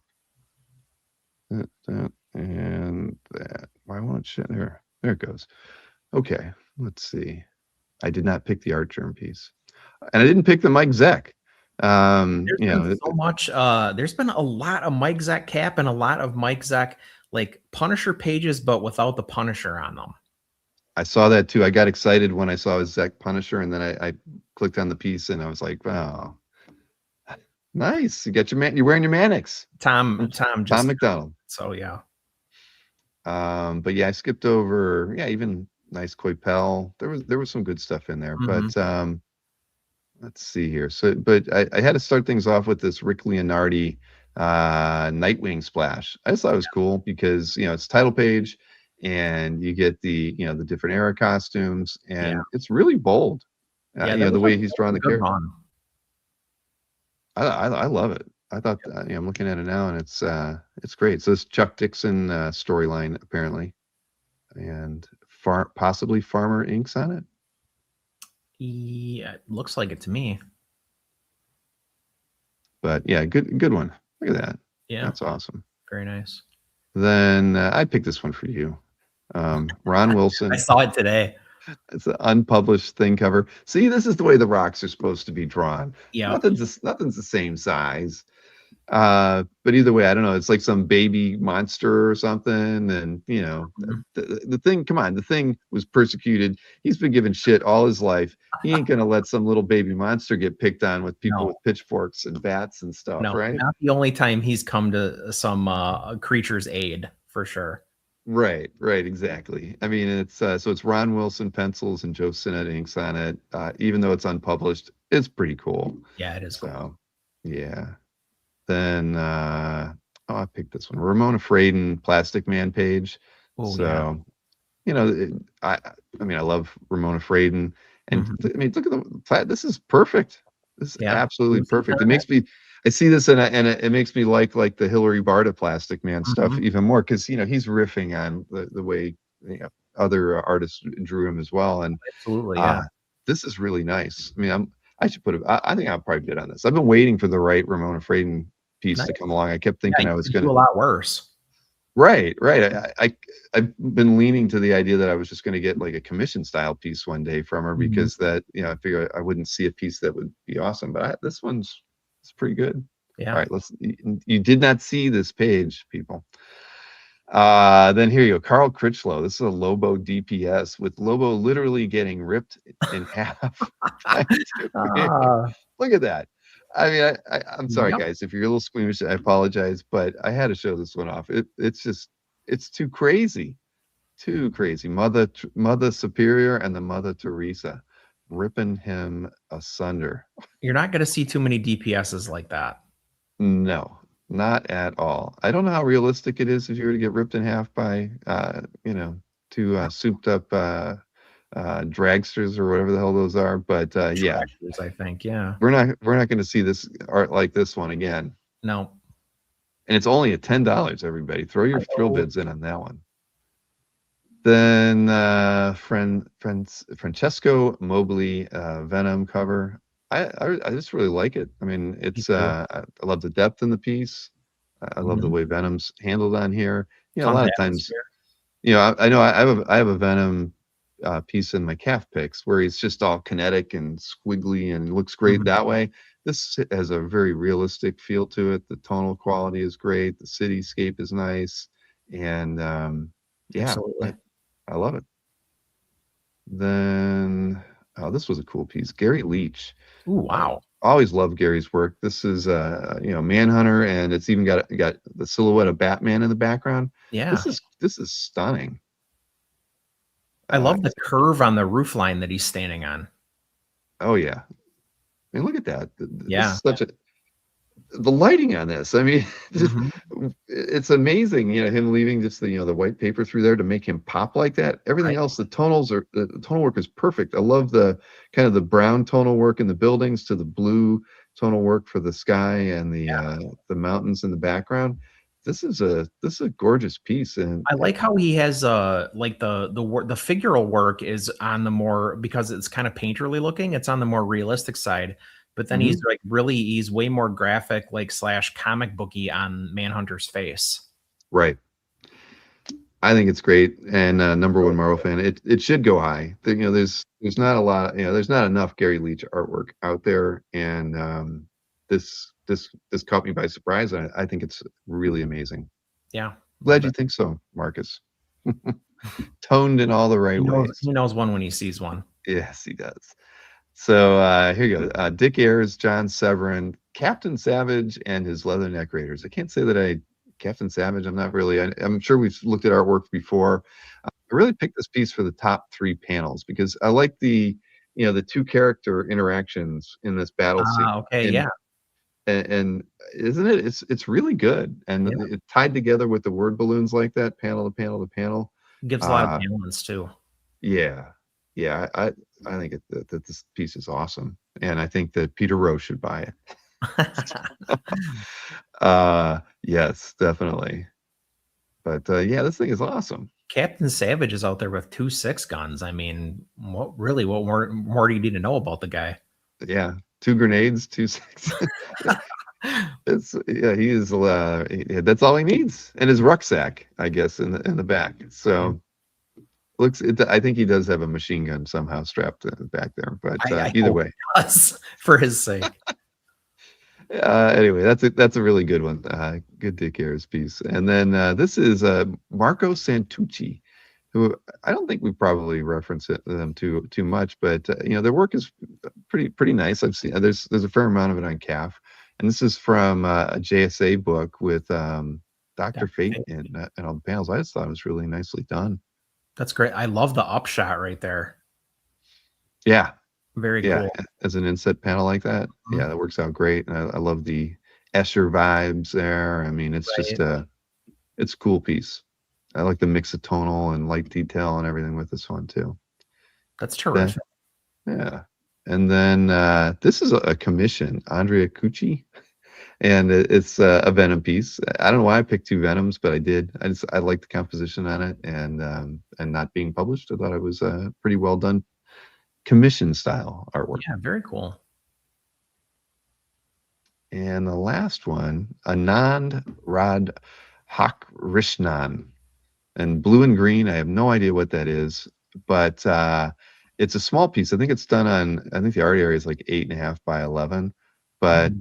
I just thought that the tonal quality of the piece, the composition was kind of cool. Anand is insanely talented. He's got some.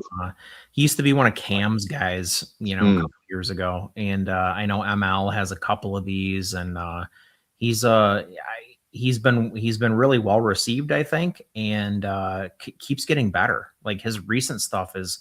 Honestly, there's nothing wrong with this, but like makes this look like he's really grown. Mm-hmm.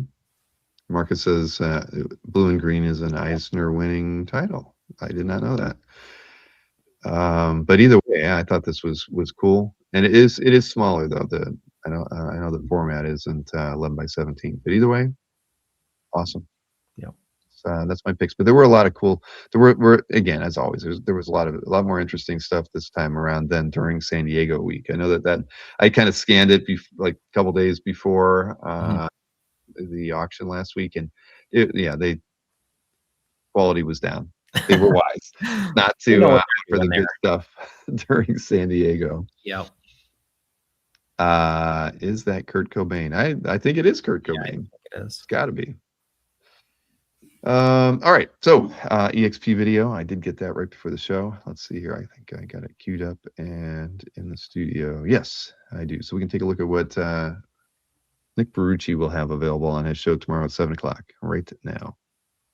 Everybody, this Friday, July 31st, we're ending the month with a bang with our Christmas in July grand finale.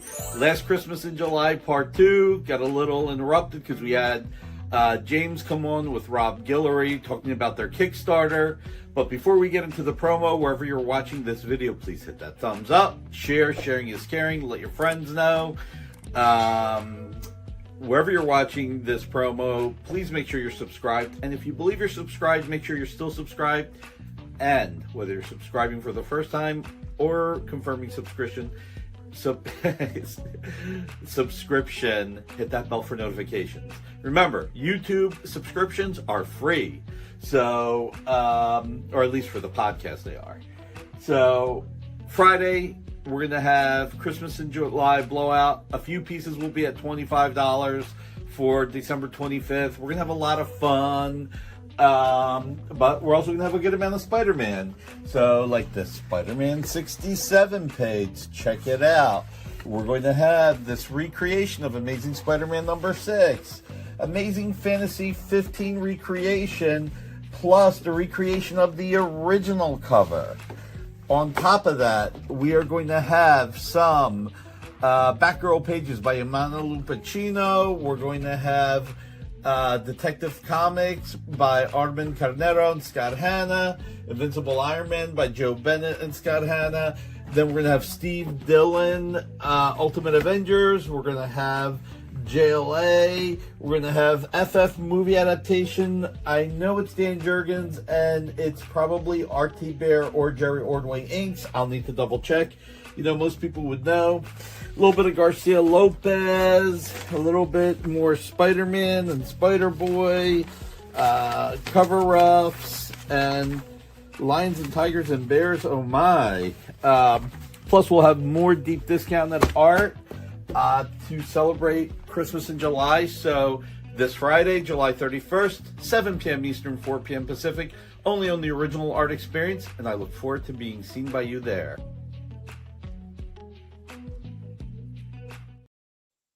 There you go. All right. Plans to see Spidey this weekend? What's that?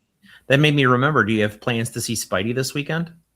I do not actually. Both Maureen and Gwen are in Ohio. Oh. They left yesterday and they don't get back till Sunday. My soon-to-be daughter-in-law is in a play that they wanted to see, and I think that's tomorrow night. And then they went to some dinner theater thing today that was in Cleveland. That Okay. I've been having to watch this thing. There's something on YouTube. It's called like the Everything Goes Wrong show or something like that. It was actually kind of entertaining to watch it over dinner, but it's a BBC kind of comedy, like stage show Okay. that is really well done. I mean, it's I can't. There's no way to describe it, but I could see it playing well at a dinner theater. So they wanted to see Lorna in this play, and they managed to find out that this thing was happening in Cleveland or something like that. So they went to both. So I'm not seeing Spider-Man this weekend. Okay. Unfortunately. Are you? No plans, so maybe not. That's a movie I probably have to see with Wenger. He might be upset if you don't go with him. Yeah. I don't. Oh, thanks, Marcus. Marcus is in the gutter 24/7. Does he ever come out of it? I don't think he does. God bless. But yeah, I know I got the name of that show wrong. But either way, it's been entertaining. They've been watching it for like the last 6 weeks in preparation of going to okay. dinner theater, so they could get a vibe going for it. All right, so let's just get the cap update thing going. I don't believe I have videos for both of our things. I think I got the dealer one. But this is covering last week, so it was San Diego Comic-Con week. So as you would expect, it should have been in kind of a bad week. But I guess Albert and Glenn were both on top of it. They both had decent sales, I guess. Albert had $189,000 in sales last week, and Panel Page had $110,000. So for their what 200, almost $300,000 in sales, they made up 300 out of the $346,000 in sales we got recorded, and 40 of the rest was Anthony. So literally nobody else recorded anything at all. So yeah, take that for what it is. But so 346 is the total. We can take a look at the top 6 sales from dealers last week. Video for that. Yeah, this one's a killer. DC versus Marvel Omnibus wraparound cover by Jim Lee and Scott Williams went for $125,000. I can see it. Yep, me too. Then we have a Spidey Super Stories number 17 cover by John Romita Sr. This one was sold by Glenn. Asking price on this one was $50,000. Then we have a Supergirl 10 cover, again sold by Glenn with an asking price of $25,000. Art by Bob Oxner. And what is this? Oh, a Parabec Batman Adventures 12 page by let's see, sold by Panel Page, again $25,000 asking price on that one. Then a Sam Keith Max calendar artwork done in 2022, sold by Albert Moy for $12,500. And last but not least, Jim Lee and Scott Williams coming in again with a Batman Hush 2 issue 163 page 19, sold for $10,000. I want to make sure I didn't have a stroke during that segment. The Parabec was $25,000. That's what it says in the market data. I know. I'm like, is there something special about Batman Adventures 12 that I missed? Is that the first Harley Quinn issue? Mm-hmm. Let's see. Okay, yeah. Yes, first comic book appearance of Harley Quinn. Still, she wasn't even on it. She wasn't in that page. No. Wow. That's wild. Mike Parabec price is just like hockey stick. I find that, I mean, that's, yeah, you're right, because she wasn't in that page at all. I mean, hey, I don't know. I guess that somebody really wanted it. Maybe somebody's trying to complete the issue and Cool Glenn page, don't get me wrong, but dang. I do like Parabec's work, but yes. That feels like an extra zero. Right, without Harley on it, definitely. Yeah. But then I guess what would it be with Harley on it then? And that must mean those pages got to be like 75 and up. I would 75 say is probably not enough, right? I mean, let's say 125 and up. That's where the market is. Maybe if it was like literally, sorry, I'm going to use the term. If it was birth page, yeah. Wow. Okay. James says he's never seen a page from that issue except for that one, and who knows if that was ever even. A lot of times, I mean, it's not just a Glenn thing. A lot of times the dealers will get something and they'll just add it and mark it as sold, because the transaction happened outside of them even being able to get it on the site. So yeah, I can see why some of that stuff might be hard to get. But either way, Tom says he's never seen these offered. Okay. Marcus seems to know the market. Mad Love pages can go to 80K. Well, yeah, Mad Love. It's Bruce Timm. Right. All right. Now, I do not have a video clip for the auction results, but $362,000 was were these combined sales between eBay Weekly and the Heritage Wednesday.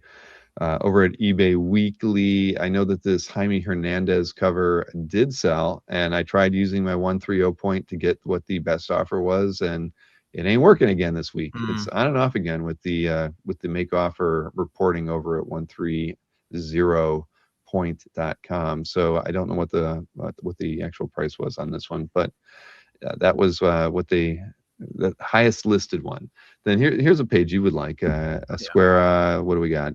2000 AD Judge Anderson page and Judge Dredd, and we got it says it went for the best offer of 4899. Can I click on that? Oh, you always have to click that. I don't know. Colorful. Yeah. Then the top, well, the third piece was this one, and I don't know if this one came in with a make offer or not either, but it does have Chewbacca on it. So maybe there's somebody out there who really likes it. This is a Mort Drucker Mad page.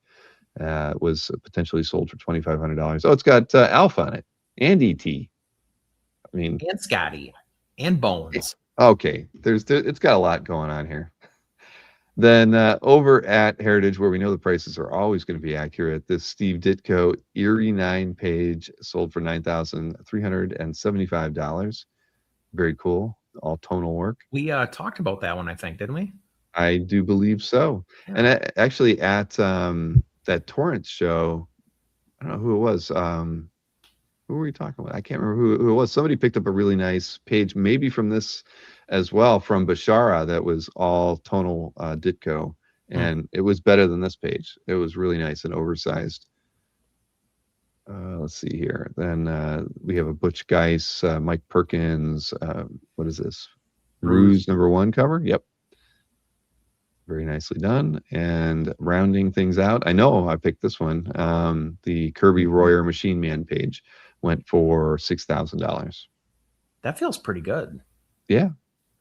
Yeah, or actually, I mean, I'd be happy to get it at 6. I That's mean, what I'm saying, yeah.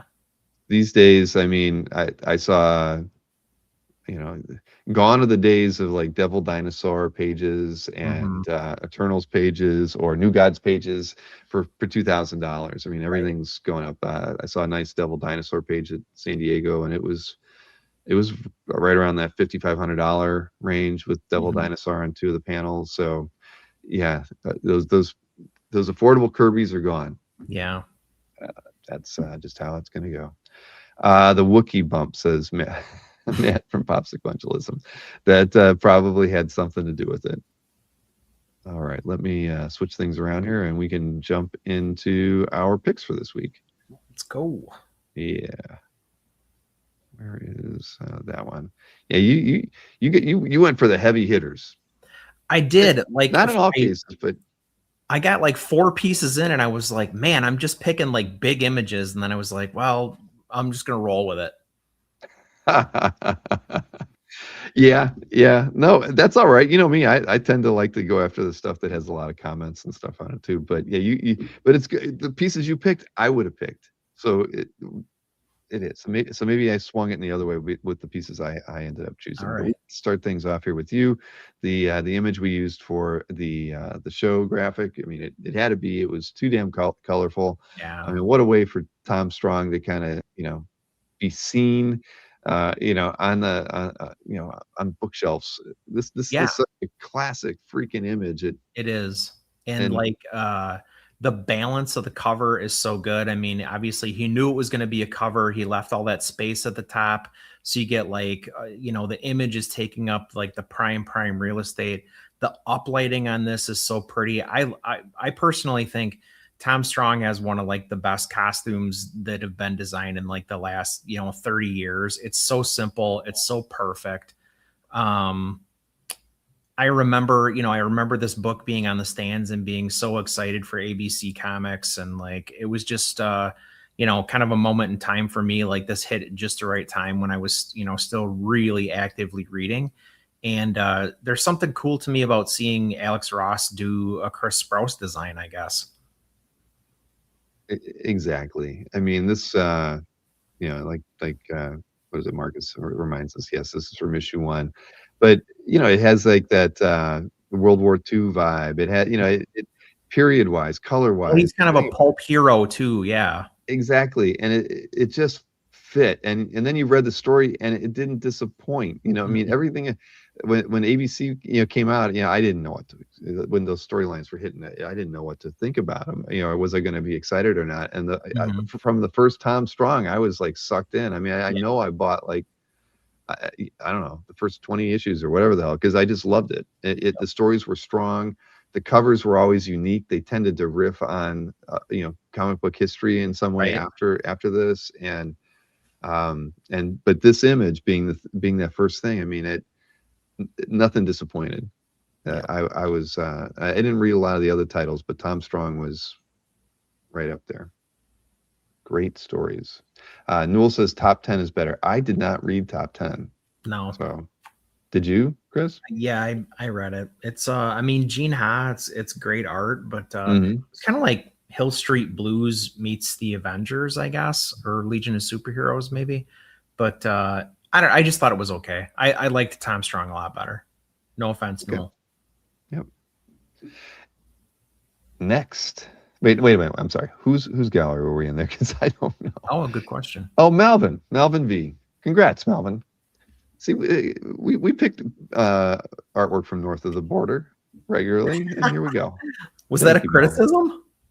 Yeah, I've gotten like a few comments every once in a while Okay. about that. But either way, Malvin, well done. I mean, that's a bit of history there, and you can't say that about too much artwork from the last 25 years. But you can look at that and say that's going to be remembered, and it was a very important run of stuff for Alan Moore, and his last major thing in comics, at least for the time being. Let's see here. We got Coypel with Morales Inc. Siege. This is it, and this is a cover. Okay. Yep. Let's get that. I liked these Siege cover designs. They tended to do this kind of like a band. So I like I like the concept of the cover. I think it's really well composed. We all love, when you see like the heroes kind of like stacked up like this, all lined up. They're clearly like getting ready, like they're gonna face off. This is pretty much the perfect pose for Cap. It's the perfect pose for Thor. I mean, and this is kind of like towards the end of when Coypel was still working, more just pencils and then like letting the inkers kind of like do the work. This is before he started getting tonal and doing paintings and things like that. So it's kind of a moment in time as far as like Coypel fans, I think, are concerned too. So, and this comes from that, like, arguably like he was doing some of his best penciling, but before he had made that, like, turn that corner. Well, I did not read Siege, unfortunately, but I love Coypel's work. Oh, here you go. I didn't even know the published pieces were here as well. So were they all done in kind of this style? Yeah, as I recall, they kind of kept the trade dress the same issue to issue. Well, nicely done. Cool. Well, Anthony Bryan, congrats on this nice pickup. He's celebrating his 12th anniversary on Comic Art Fans this month. We need to have ways to like virtually congratulate people. Like when you say congratulations on your iPhone and something pops up. Yeah. So somebody needs to log into CAF on their anniversary, and something needs to happen. I don't know what. We'll talk about it. Let us do gifts and comments first. All right. Matt says Coypel was great on Thor 2. Yes, he was. And Jeff Singh, welcome to the chat this evening. Oh, this was a fun one. I would have picked this one. So Lee Gatlin, an homage to Wolverine 8. George Hodge. I picked something from George Hodge as well, everybody. Oh, okay. Sorry to say, but come on. This is awesome. It's such a fun style, and like one of the things I do appreciate about, I guess, cartoonier styles is that they're deceptively difficult, right? Like I think it's very difficult to be good at doing stuff like this, because you have to be a good designer, you have to be a good illustrator, you have to be like a little bit funny and sometimes, and that's just not something that like all artists possess, and Lee definitely does. If you don't follow Lee, he's Neil Aglet on Instagram, and he posts. This guy is possibly as big of a Thing fan as I am, so that's another reason I really like him. He was I think his wife. I think he made his wife cosplay as his version of the Thing for Heroes last year. Wow, that's one hell of a wife. Yep. Well, that's awesome. So he's a kindred spirit. Yes. I mean, did he look at your leg? Did he like have a meltdown when he saw your tattoo? Yeah. If I made my wife dress up as the Thing, though, she wouldn't be my wife anymore. No, most wives would bolt at that moment. Yeah. But no, this is cool. But again, I feel like, have you picked anything by Gatlin before though? Probably. I bet I have. Yeah, but I think it's been a while. So yeah, I just think it's a cute, it's a cute homage. Like he did his own thing with it. And like, I don't know, I'm a sucker for Gray Hulk too. So that didn't hurt. Snork would dress as the Hulk. Yeah. All right. Well, very good pickup by George. We'll get to see a second one by him in a little bit. Then also, this is in the collection of Dan Zan 74, Lobo, and the artist is Jorge Corona, who I know you have picked a few pieces by them in the past. Yeah, he picked up for DWJ when he was done penciling, when he was done drawing Transformers. Right. And so you definitely see like there's an influence there.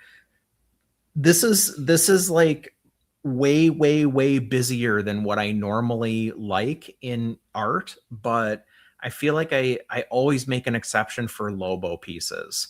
And this is definitely making an exception because this thing is busy AF, and it's almost illegible in parts. Like I was like, am I really gonna pick this? And then like I finally saw it at like kind of just the right angle or in just the right way. And I was like, you know what? I actually do kind of like what he did with the figure. I like the dog. I like the, it just like had that moment where the image kind of came together for me. So yeah, it's still noisy for me. I didn't look at it as you did. Does it? Oh, it does have a color image. Okay. Well, that helps. Yeah. That really helps grind. I mean, it doesn't look so busy anymore. Mm-hmm. The color really, it pulls it all together. Huh. Well, cool piece, and congrats to Dan Zan 74. Clearly a Lego fan. Then Warhammer. We know you're a Warhammer fan. Big time. Carl Kapinski. I mean, have they done a lot of work in gaming? I know I've seen the name before. Tons. I feel like a lot. Tons and tons. So this is from his time when he was a staff illustrator for Games Workshop, and so he's got many of the most like iconic images of Space Marines, and he used to do box art. He would do cover art for White Dwarf. He would do novel cover art. He was just all over Warhammer, and he's also kind of he's a contour line artist, which like when you see something like this where it's really like densely inked and things like that, you don't necessarily appreciate, or like you can't instantly like recognize it when you look at some of this stuff. But watching this guy draw is absolutely incredible. So he does a lot of videos on Instagram, and he can draw ambidextrously at the same time. So he'll put a pencil in each hand, and then he will like draw like this. And so it's mind-boggling. If you get a chance, I'm making a note because I want to see this in person. Okay, Kapinski. All right. Crazy. So yeah, this was just obviously intersection of a great illustrator and like a fandom for me. And was this done for just like a character design, or was this? No, I think this was a piece from like a codex, like a source book for Iron Hands. Oh, even better then. Yeah. So it's published. Awesome. Robert Berman thinks it's witchcraft. It feels like witchcraft when you watch it. All right. I would have picked this one. I think a lot of people would have picked this piece. But I want to see who's Calf Gallery in here. Oh, Killian Kramer's. Okay. So I'll let you talk about it. It's just so darn cool. And Danny Earls, I mean, I think, kind of started to get acclaim, like, kind of for the architecture, initially more than anything, because like I feel like all of his big impactful pieces have just involved this like dense architecture, and normally it's Batman. So in this instance, seeing him do Spidey, I think was part of the reason I picked this, because it was a fun little change of pace from what I kind of associate with him. But also going back to Eisner, like what, or whomever, like I'm a sucker for working the title into the image, like that 9 times out of 10 just works for me. He did it. It's so cool here. Part of it's graffiti, part of it's brick, part of it's signage. I mean, so it's like clever on top of being well illustrated. And like I say, I just think, seeing him really go to town on these buildings makes for a fun drawing. Yeah, that's exactly why I liked it a lot as well. And I have to say I picked 12 pieces this week, because I picked the other Danny Earls that he posted, the Batman, and that was actually posted on I kind of cheated. I think it was posted on the 19th. Uh, I liked it a well, lot, so I we added were it. here. But no, it's gorgeous. I'm not familiar with their work until I saw these two. I mean, I've probably seen stuff by them. Marcus says they're a San Diego Comic-Con artist. I think he but- might have signed up with Felix. Well, it wouldn't surprise me. Yeah. Felix gets a lot of the good ones. But congrats to Killian on this one, and we'll see another piece by Earls and Killian's Calf in a few minutes. Then Assad. This is in Oliver Period's Calf Gallery. This is a cover. Oh, okay, King Thor variant. This is an OAX flashback for me because DeTulio had this at his booth. And I had said something, I'm not going to say, I definitely didn't say anything disparaging about Assad, but I kind of said like, it doesn't always do it for me, whatever. And he kind of smirked and he reached in this portfolio and he pulled this out. And I was like, okay, yeah, like, okay, yes, this does it for me. This should do it for everybody. Right. Well, we've said that before. I mean, Yeah. sometimes I don't know, they're beautiful, but they're a little flat. This thing has a lot of depth to it, and it's in volume too. And Yeah. so, I love when people, I've said this 100 times, but like, I love when illustrators are good at getting textures across, and metal being like one of the best ones, or one of the easiest ways to showcase it. So, he's got, granted it's in color, so you get to work with like reflection and tone a little bit more than you might if you were like quote unquote just inking. So in that respect, like it's maybe a little easier to get it across. But I have to say, like, having seen this thing in person, this photograph does it zero justice. This thing absolutely like hums. It's so vibrant when you see it in person. So, I'm obviously jealous that this guy has this in his gallery, but I love the composition. I love the level of detail. I love the color choices. I just think this is a terrific all over piece. And like, if this was in my house, I'd be like absolutely over the moon. Wow, that's cool. It's funny that the Tulio heard what you said, and he knew he could Yep. smack you down by showing He it. was like, just hang on 1 second. Yeah, I mean everything you just said and more. I mean, I can only imagine how more vibrant the blue is, the red. Yeah. How the reflections pop even more if it were in person. And it's also super, super tight. Like it is very, very tightly illustrated. Wow, it's amazing. And definitely one of my favorite pieces by Assad ever. I think it's just that good.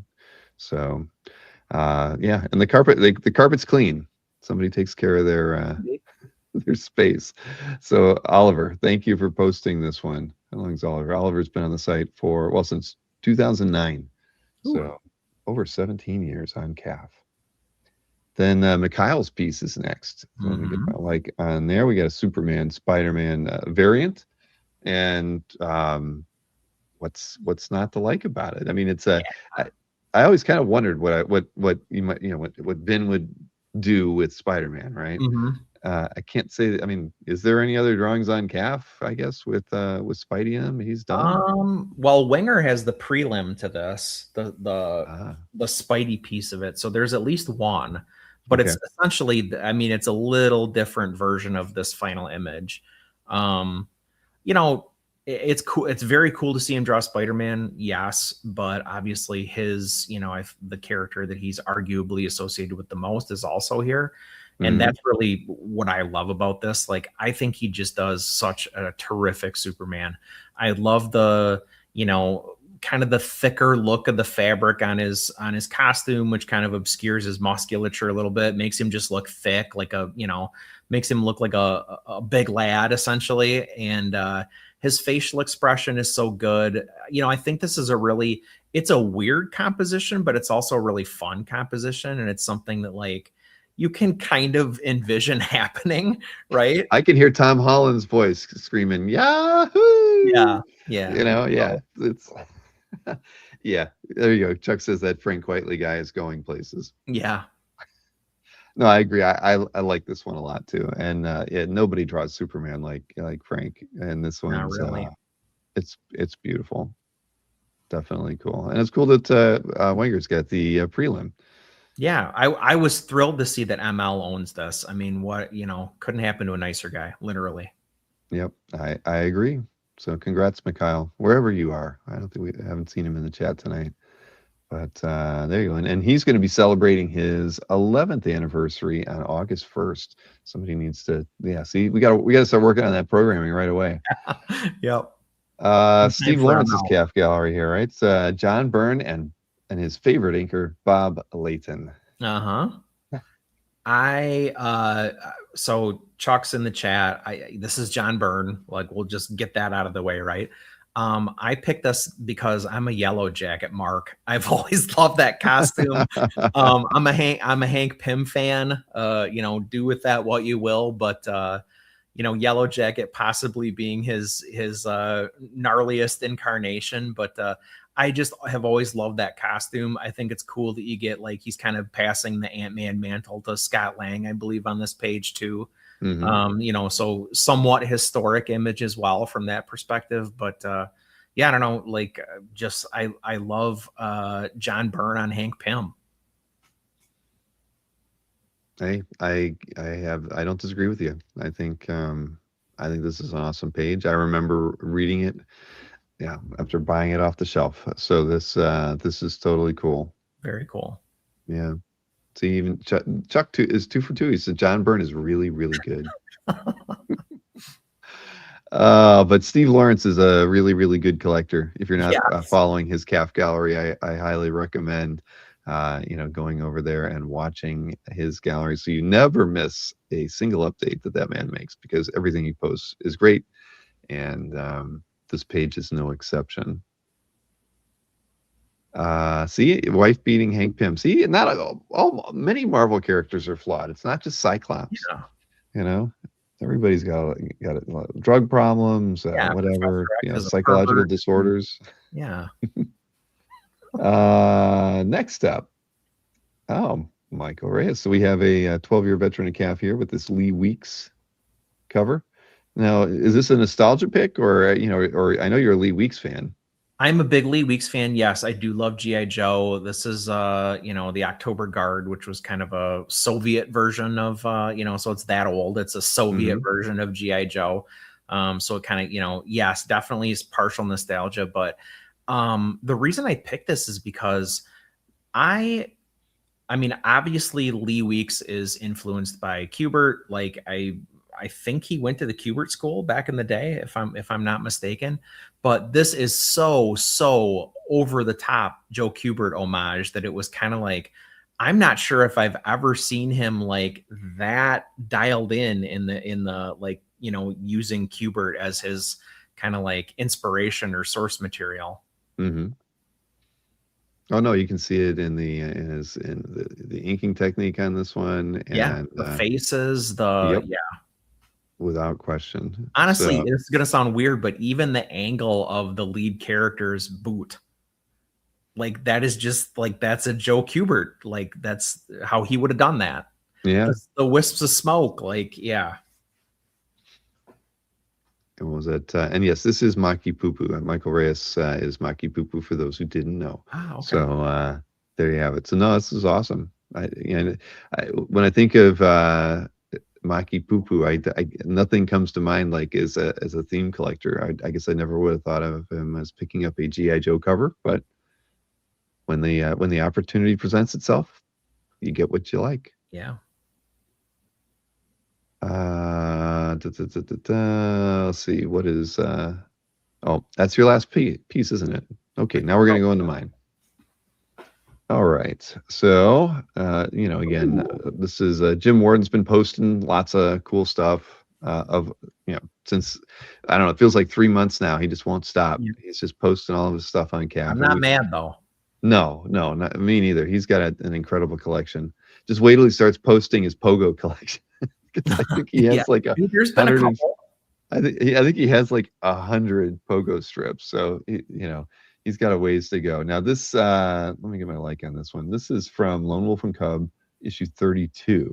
And I know this was kind of like the format, right, for these. So he's, I don't know. I mean, I think it's really cool that, for one, that Jim's gotten to rep guys like Wagner and Byrne, Yeah. and that gives him the opportunity to to have access to some art before it hits the markets. And Yep. I love seeing what he posts, because whenever it's one of these people that he's worked with, it's always going to be something cool and unique, and something that distinctly like met Jim's taste. So I feel like we're learning a lot about Jim when he posts these That's pieces. a good point. Yeah, and this piece is a mix of I think I read airbrush, colored pencil, a little bit of charcoal. So it's a true mixed media piece, and Yeah. I just thought it was gorgeous, and it's so different than what we think of when we think of Matt Wagner artwork. I felt it had to be At the same displayed. time though, it still does, like, it feels a little bit like a Grendel cover to me. Yeah, you're right. You're absolutely Maybe it's right. the lightning, maybe it's the kind of like vampiric, like red eyes, like, or I guess, yeah. It kind of reminds me of, like, that could be Argent up there in the in the background. True. Well, congrats, Jim. He probably got this thing years ago, but keep sharing it. Then I picked the Silvestri. Is it a Batman black and white cover from 2013? I just, I mean, stuff from this era of Silvestri stuff is kind of hit or miss for me, but I really liked this piece when I saw it. I mean, 13 years ago. I thought it was a really good illustration.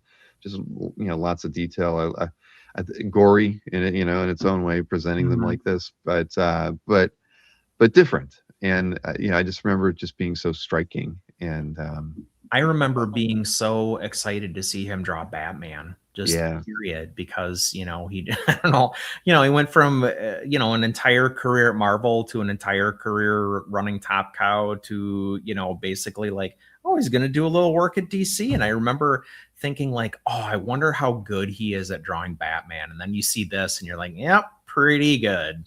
Yep, exactly. Now this is in Brian Koo's CAF gallery. Brian's been he hasn't posted a lot, but everything he's posted has been incredible.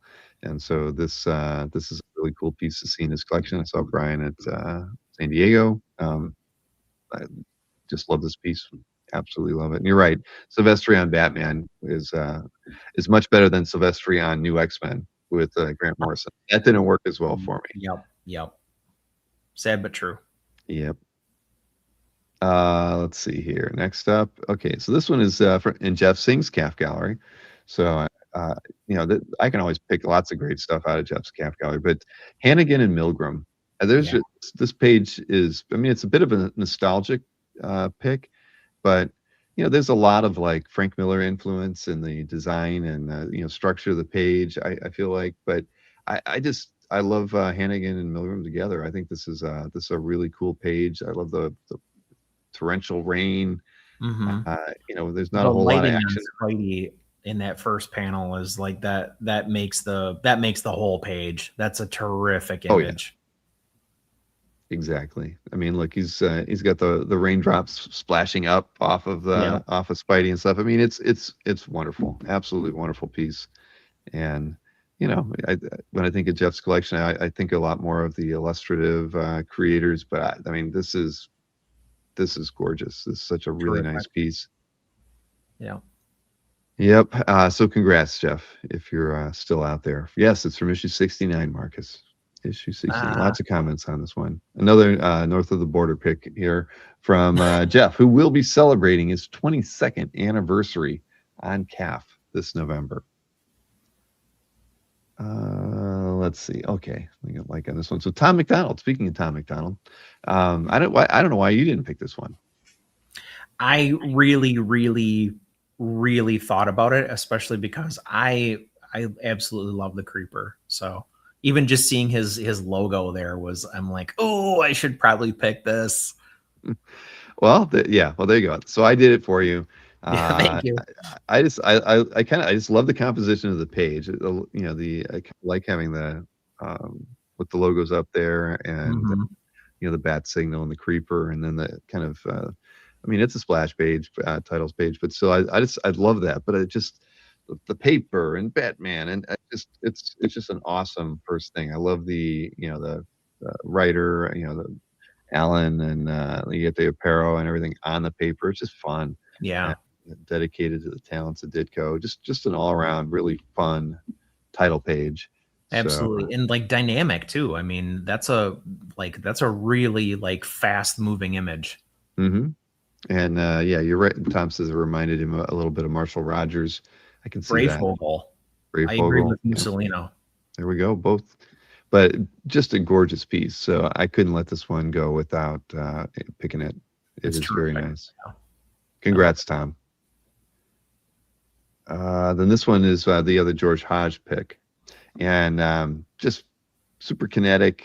At first, I was like, I'm trying to, I see the scaffolding, and I still had to like kind of get my bearings because there's just so much energy in this with Spidey's both his feet off, going off the page and everything like that. It just felt like it had a lot of energy, and we see a lot of artists using all these same manga techniques to try to get the speed lines down like this. But there's something just really fun and extra dynamic about this one that I kept coming back to it, and it was after you had picked your piece by George, and I'm like, I keep looking at this piece. I have to feature it. I almost looked at the Bud Root Cave Woman pieces just as much, James. I just have to let you know, but I didn't pick any of them. But I looked at them all. But what do you like about this one, Chris?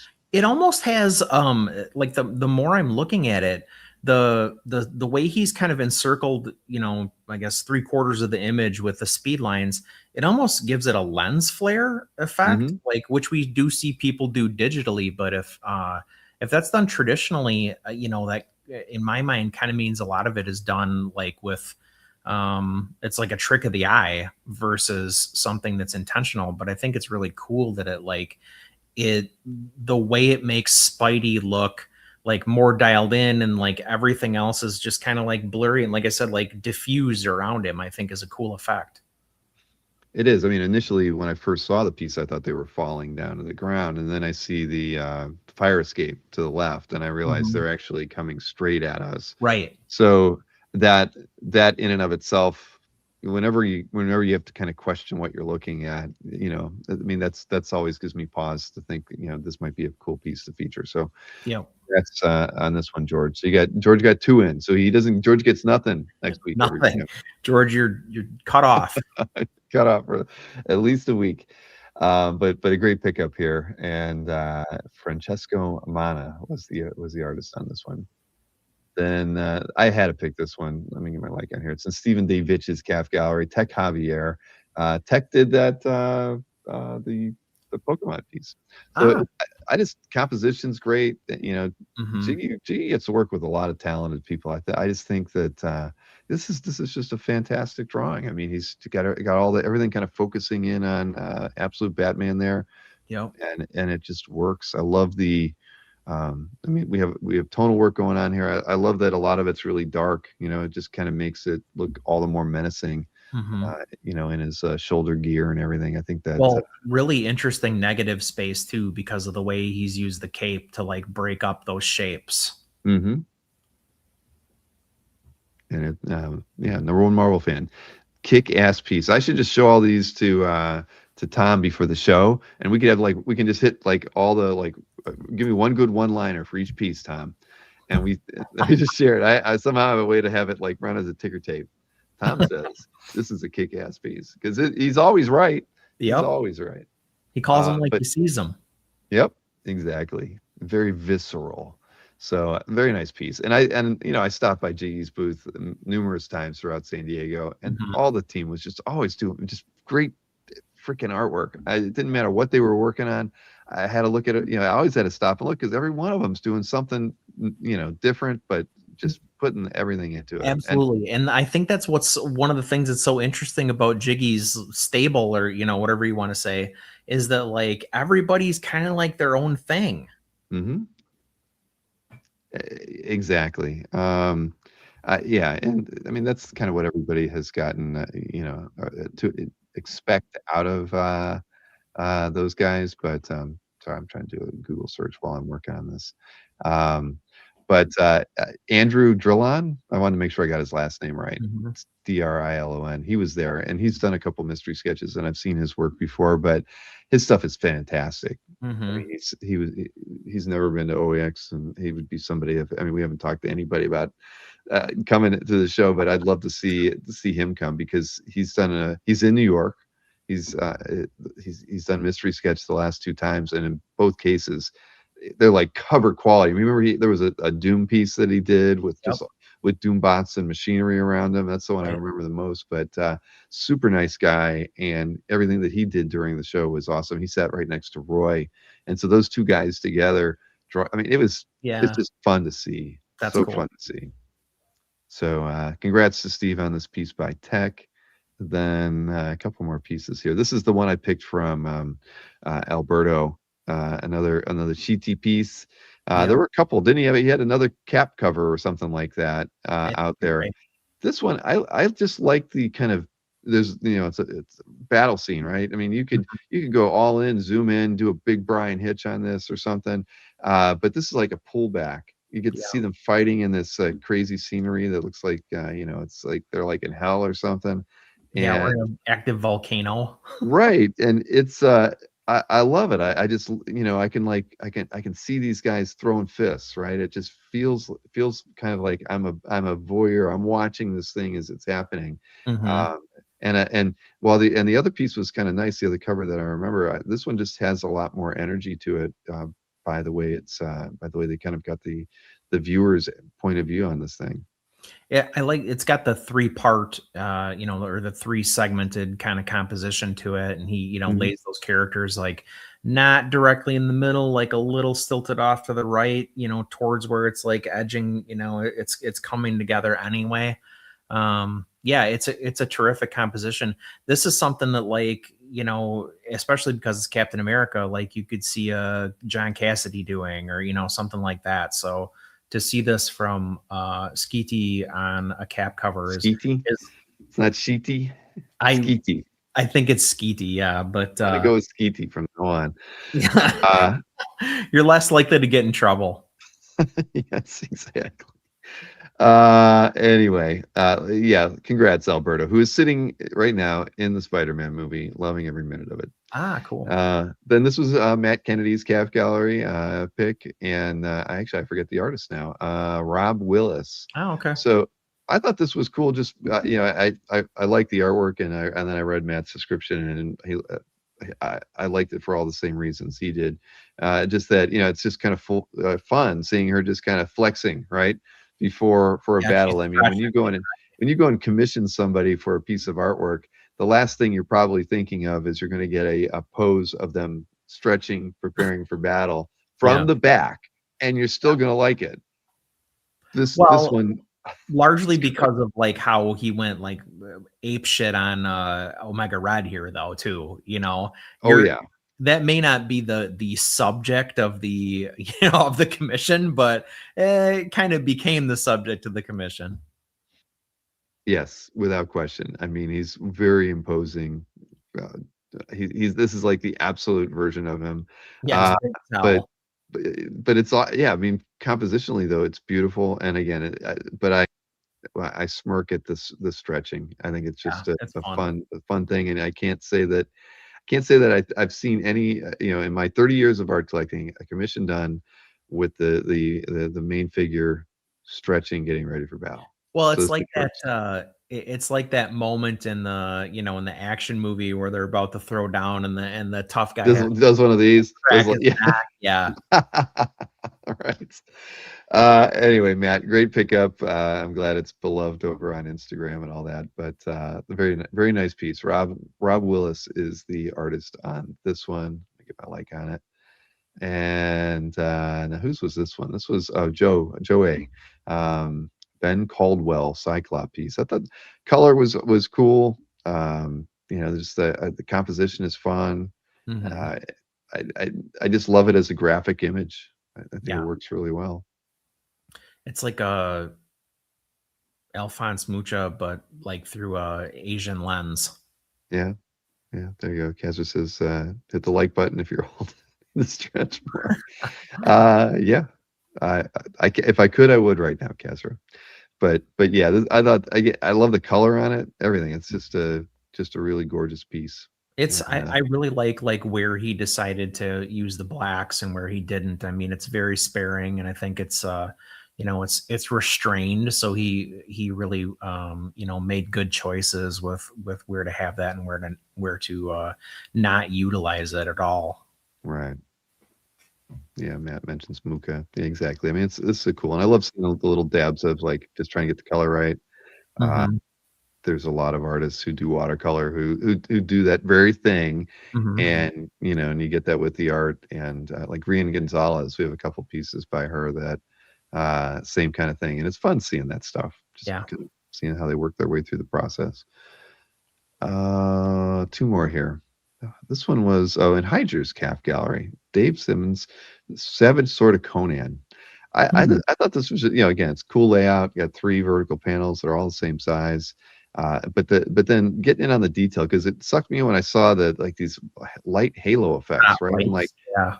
as a thumbnail, I'm like, what in the hell is going on in here? Because initially, just I wasn't like, oh, I got to see what this is, but you zoom in on it, and the tonal work is just really nice. I love that, like you love textures, right? I mean, just the chunky quality of this mountainside That here, could be the thing's arm. right? Exactly. Exactly. And then the lighting effects around them, and then these arrows coming down from above. I mean, this is just a cool page. Makes me think of around. Faster and Larson. Yeah.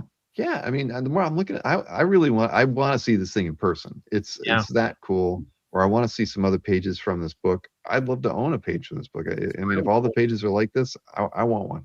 I've never seen this before. I mean, look at that. I mean, I'm still marveling at the lighting effect, the moon. It's just this crazy. I love this page a great deal. So Hydra, you slayed it, but I'm gonna start looking around for what is this? This is Savage Sword of Conan issue 106. I'm putting that one on my list. So all right, so I finished everything off with a cheat pick. This was from the last day of the week before, and it's also by Danny Earls, and it's in Killian Kramer's Calf Gallery. The Spidey piece was awesome. Yep. You had so much detail in the cityscape, and here it's just kind of the opposite, right? Half of it's all in silhouette. Batman's all in silhouette, but this thing has just so much depth. It's so well done. I mean, it's a great technical drawing. It really is. And so Killian hit the jackpot twice with the Spidey piece and this Batman piece. They're both absolutely gorgeous, and I'm jealous because I think these are wonderful, absolutely wonderful. And Rich Danny's, I know he loves to do it, but Rich, I don't think you can find an issue with perspective on this one. That is true. Anyway, well, he's actually probably holding out some his perspective. There you go. Speaking from experience, that scaffolding is a bitch to do. And it's so well done. Absolutely so well done. So Killian did very well. I mean, and it's loose too. I mean, I don't feel like he's like laying down a straight edge for this, but he did a really great job on it, and it feels diffused lighting through it too. I mean, it's there's a lot of realism in this piece that I think it's just so much depth. I mean, like an unbelievable amount of depth. Yeah. Well, Killian, congrats. Great image. I don't know if I'm watching Killian's Calf Gallery, but I feel like now I should. Let's see, Killian. I am. Okay, good. So I don't miss anything by him. And not from Canada, but not from the US. No, this is Belgium. Now that I know that this is a thing, we have to really make sure and we call it out. Yeah, let's make our picks more make them more international. I don't know, but no, this is cool. Let's see. Killian's been on the site for just over 9 years, so awesome. And look, Colin's posted today. I haven't really been on Calf most of the day today, so I missed out on John Agashi, Kirk Dilbeck, and Colin Solon posting artwork on the site. So I guess I know what I'm going to be doing when the show is over now. Catching up. Yes, got a lot of that. So Chris, fun as always, my friend. Good times, buddy. And good picks all around. Do you have anything coming in the mail? Can we expect an unboxing next week of anything? I have to think about it. I don't think so, but I could be wrong. I could be wrong. It's You late. got any commissions out there that are, you know? I have one that I know is actively being worked on, but I have no assurance that it's completed. Okay. So Something we'll you see. can follow socially. Okay. Yes. All right. Well, listen, right. and have a great weekend. You Don't too. drink too much. I was problem. talking to somebody about Wisconsin again too, man. It's I feel like I'm going to have to make this trip. I don't know when it's going to happen, but we should try to maybe do something in the fall. All right. Let's see. I know that you've got another get together that's coming up, but we can maybe work out something. Try to put some space between that one and something that we could do.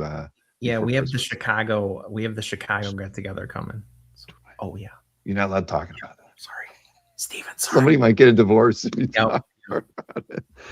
All right, man. I will see you next Thursday. Okay. Thanks, guys. All right. 30 minutes before midnight. How wonderful is that? So yeah, thanks for tuning in, everybody. This was fun. A lot of good artwork to look at. I know that a lot of people are still coming back from San Diego, so I would expect to see a lot more cool pieces getting posted from there.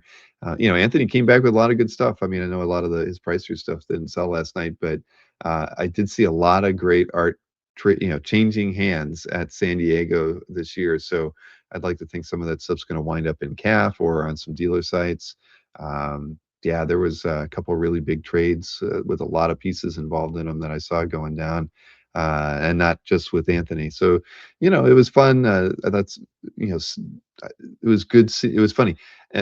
People had mentioned it to me that they didn't see a lot of the usual CAF collectors that they're used to seeing at San Diego, and I kind of felt the same way. But everybody that I saw, I expected, and I still had a lot of great conversations at the show. But yeah, it was a little different in some ways. I don't know if Casper felt the same way, but I will always just go back to saying that Albert was the happiest guy on the floor. I don't know what happened. Maybe he made a great big sale right before things got started. Maybe he was just so impressed with his fans that that put him in a good mood for the rest of the show. But either way, it was fun seeing him like that. Yeah, but no carpet on the floors there really does make for a long long weekend. So there we go. But yeah, there are, Marcus. But beyond that, everybody, thanks for tuning in. We will be back next week. We've got like I said, we've got John C will be on with us, or no, not John C. John Nasinovich will be on with me on Tuesday. So enjoy your time off. If you get to go see Spider-Man, enjoy it. Keep it to yourself. I hope to see it the week after next.